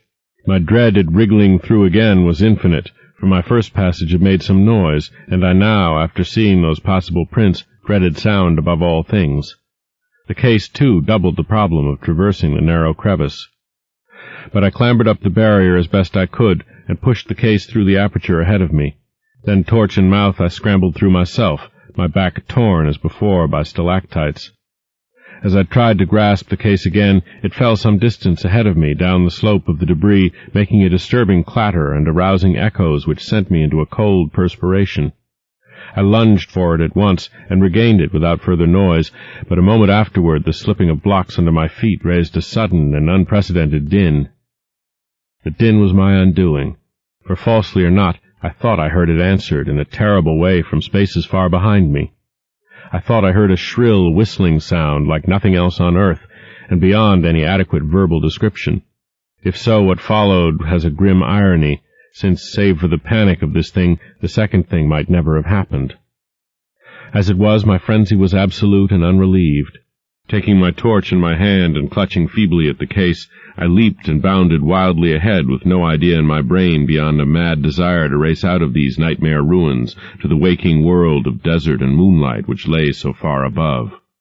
I hardly knew it when I reached the mountain of debris which towered into the vast blackness beyond the caved-in roof, and bruised and cut myself repeatedly in scrambling up its steep slope of jagged blocks and fragments. Then came the great disaster. Just as I blindly crossed the summit, unprepared for the sudden dip ahead, my feet slipped utterly, and I found myself involved in a mangling avalanche of sliding masonry whose cannon-loud uproar split the black cavern air in a deafening series of earth-shaking reverberations. I have no recollection of emerging from this chaos, but a momentary fragment of consciousness shows me as plunging and tripping and scrambling along the corridor amidst the clangor, case and torch still with me. Then, just as I approached that primal basalt crypt I had so dreaded, utter madness came. For as the echoes of the avalanche died down, there became audible a repetition of that frightful alien whistling I thought I had heard before. This time there was no doubt about it, and what was worse, it came from a point not behind, but ahead of me. Probably I shrieked aloud then. I have a dim picture of myself as flying through the hellish basalt vault of the elder things and hearing that damnable alien sound piping up from the open, unguarded door of limitless nether blacknesses. There was a wind, too, not merely a cool, damp draught, but a violent, purposeful blast belching savagely and frigidly from that abominable gulf whence the obscene whistling came. There are memories of leaping and lurching over obstacles of every sort, with that torrent of wind and shrieking sound growing moment by moment, and seeming to curl and twist purposefully around me as it struck out wickedly from the spaces behind and beneath. Though in my rear, that wind had the odd effect of hindering instead of aiding my progress, as if it acted like a noose or lasso thrown around me. Heedless of the noise I made, I clattered over a great barrier of blocks and was again in the structure that led to the surface. I recall glimpsing the archway to the room of machines and almost crying out as I saw the incline leading down to where one of those blasphemous trapdoors must be yawning 2 levels below. But instead of crying out, I muttered over and over to myself that this was all a dream from which I must soon awake. Perhaps I was in camp. Perhaps I was at home in Arkham. As these hopes bolstered up my sanity, I began to mount the incline to the higher level. I knew, of course, that I had the 4-foot cleft to recross, yet was too racked by other fears to realize the full horror until I came almost upon it. On my descent, the leap across had been easy, but could I clear the gap as readily when going uphill, and hampered by fright, exhaustion, the weight of the metal case, and the anomalous backward tug of that demon wind? I thought of these things at the last moment, and thought also of the nameless entities which might be lurking in the black abysses below the chasm. My wavering torch was growing feeble, but I could tell by some obscure memory when I neared the cleft. The chill blasts of wind and the nauseous whistling shrieks behind me were for the moment like a merciful opiate, dulling my imagination to the horror of the yawning gulf ahead. And then I became aware of the added blasts and whistling in front of me, tides of abomination surging up through the cleft itself from depths unimagined and unimaginable. Now, indeed, the essence of pure nightmare was upon me. Sanity departed, and ignoring everything except the animal impulse of flight, I merely struggled and plunged upward over the incline's debris as if no gulf had existed. Then I saw the chasm's edge, leaped frenziedly with every ounce of strength I possessed, and was instantly engulfed in a pandemoniac vortex of loathsome sound and utter, materially tangible blackness. This is the end of my experience, so far as I can recall. Any further impressions belong wholly to the domain of phantasmagoric delirium. Dream, madness, and memory merged wildly together in a series of fantastic, fragmentary delusions which can have no relation to anything real. There was a hideous fall through incalculable leagues of viscous, sentient darkness, and a babble of noises utterly alien to all that we know of the earth and its organic life. Dormant, rudimentary senses seemed to start into vitality within me, telling of pits and voids peopled by floating horrors and leading to sunless crags and oceans and teeming cities of windowless basalt towers upon which no light ever shone. End of Side 11. To continue, turn the cassette over. Side 12.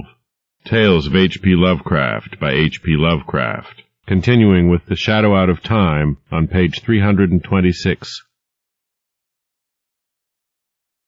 Secrets of the primal planet and its immemorial eons flashed through my brain without the aid of sight or sound, and there were known to me things which not even the wildest of my former dreams had ever suggested, and all the while cold fingers of damp vapor clutched and picked at me, and that eldritch, damnable whistling shrieked fiendishly above all the alternations of babble and silence in the whirlpools of darkness around. Afterward there were visions of the Cyclopean city of my dreams, not in ruins, but just as I had dreamed of it. I was in my conical, non-human body again, and mingled with crowds of the great race and the captive minds who carried books up and down the lofty corridors and vast inclines. Then, superimposed upon these pictures were frightful momentary flashes of a non-visual consciousness involving desperate struggles, a writhing free from clutching tentacles of whistling wind, an insane bat-like flight through half-solid air, a feverish burrowing through the cyclone-whipped dark, and a wild stumbling and scrambling over fallen masonry. Once there was a curious, intrusive flash of half-sight, a faint, diffuse suspicion of bluish radiance far overhead. Then there came a dream of wind, pursued climbing and crawling, of wriggling into a blaze of sardonic moonlight through a jumble of debris which slid and collapsed after me amidst a morbid hurricane. It was the evil, monotonous beating of that maddening moonlight which at last told me of the return of what I had once known as the objective waking world. I was clawing prone through the sands of the Australian desert, and around me shrieked such a tumult of wind as I had never before known on our planet's surface. My clothing was in rags, and my whole body was a mass of bruises and scratches. Full consciousness returned very slowly, and at no time could I tell just where delirious dream left off and true memory began. There had seemed to be a mound of Titan blocks, an abyss beneath it, a monstrous revelation from the past, and a nightmare horror at the end. But how much of this was real? My flashlight was gone, and likewise any metal case I may have discovered. Had there been such a case? Or any abyss? Or any mound? Raising my head, I looked behind me and saw only the sterile, undulant sands of the desert. The demon wind died down, and the bloated, fungoid moon sank reddeningly in the west. I lurched to my feet and began to stagger southwestward toward the camp. What in truth had happened to me? Had I merely collapsed in the desert and dragged a dream-racked body over miles of sand and buried blocks? If not, how could I bear to live any longer? For in this new doubt, all my faith in the myth-born unreality of my visions dissolved once more into the hellish older doubting. If that abyss was real, then the great race was real, and its blasphemous reachings and seizures in the cosmos-wide vortex of time were no myths or nightmares, but a terrible, soul-shattering actuality. Had I, in full, hideous fact, been drawn back to a pre-human world of 150 million years ago, in those dark, baffling days of the amnesia? Had my present body been the vehicle of a frightful alien consciousness from Paleogean gulfs of time? Had I, as the captive mind of those shambling horrors, indeed known that accursed city of stone in its primordial heyday, and wriggled down those familiar corridors in the loathsome shape of my captor? Were those tormenting dreams of more than 20 years the offspring of stark, monstrous memories? Had I once veritably talked with minds from reachless corners of time and space, learned the universe's secrets, past and to come, and written the annals of my own world for the metal cases of those Titan archives? And were those others, those shocking elder things of the mad winds and demon pipings, in truth a lingering, lurking menace, waiting and slowly weakening in black abysses, while varied shapes of life drag out their multimillennial courses on the planet's age-racked surface? I do not know. If that abyss and what I held were real, there is no hope. Then all too truly there lies upon this world of man a mocking and incredible shadow out of time. But mercifully there is no proof that these things are other than fresh phases of my myth-born dreams. I did not bring back the metal case that would have been a proof, and so far those subterranean corridors have not been found. If the laws of the universe are kind, they will never be found. But I must tell my son what I saw, or thought I saw, and let him use his judgment as a psychologist, engaging the reality of my experience and communicating this account to others. I have said that the awful truth behind my tortured years of dreaming hinges absolutely upon the actuality of what I thought I saw in those cyclopean buried ruins. It has been hard for me, literally, to set down that crucial revelation, though no reader can have failed to guess it. Of course, it lay in that book within the metal case, the case which I pried out of its lair amidst the dust of 1,000,000 centuries. No eye had seen, no hand had touched that book since the advent of man to this planet. And yet, when I flashed my torch upon it in that frightful abyss, I saw that the queerly pigmented letters on the brittle, eon-brown cellulose pages were not indeed any nameless hieroglyphs of Earth's youth. They were instead the letters of our familiar alphabet, spelling out the words of the English language in my own handwriting. End of Tales of H.P. Lovecraft. Major works by H.P. Lovecraft. H.P. Lovecraft. Selected and introduced by Joyce Carol Oates. Read by Conrad Feininger in the studios of the National Library Service for the Blind and Physically Handicapped for the Library of Congress. April 2002.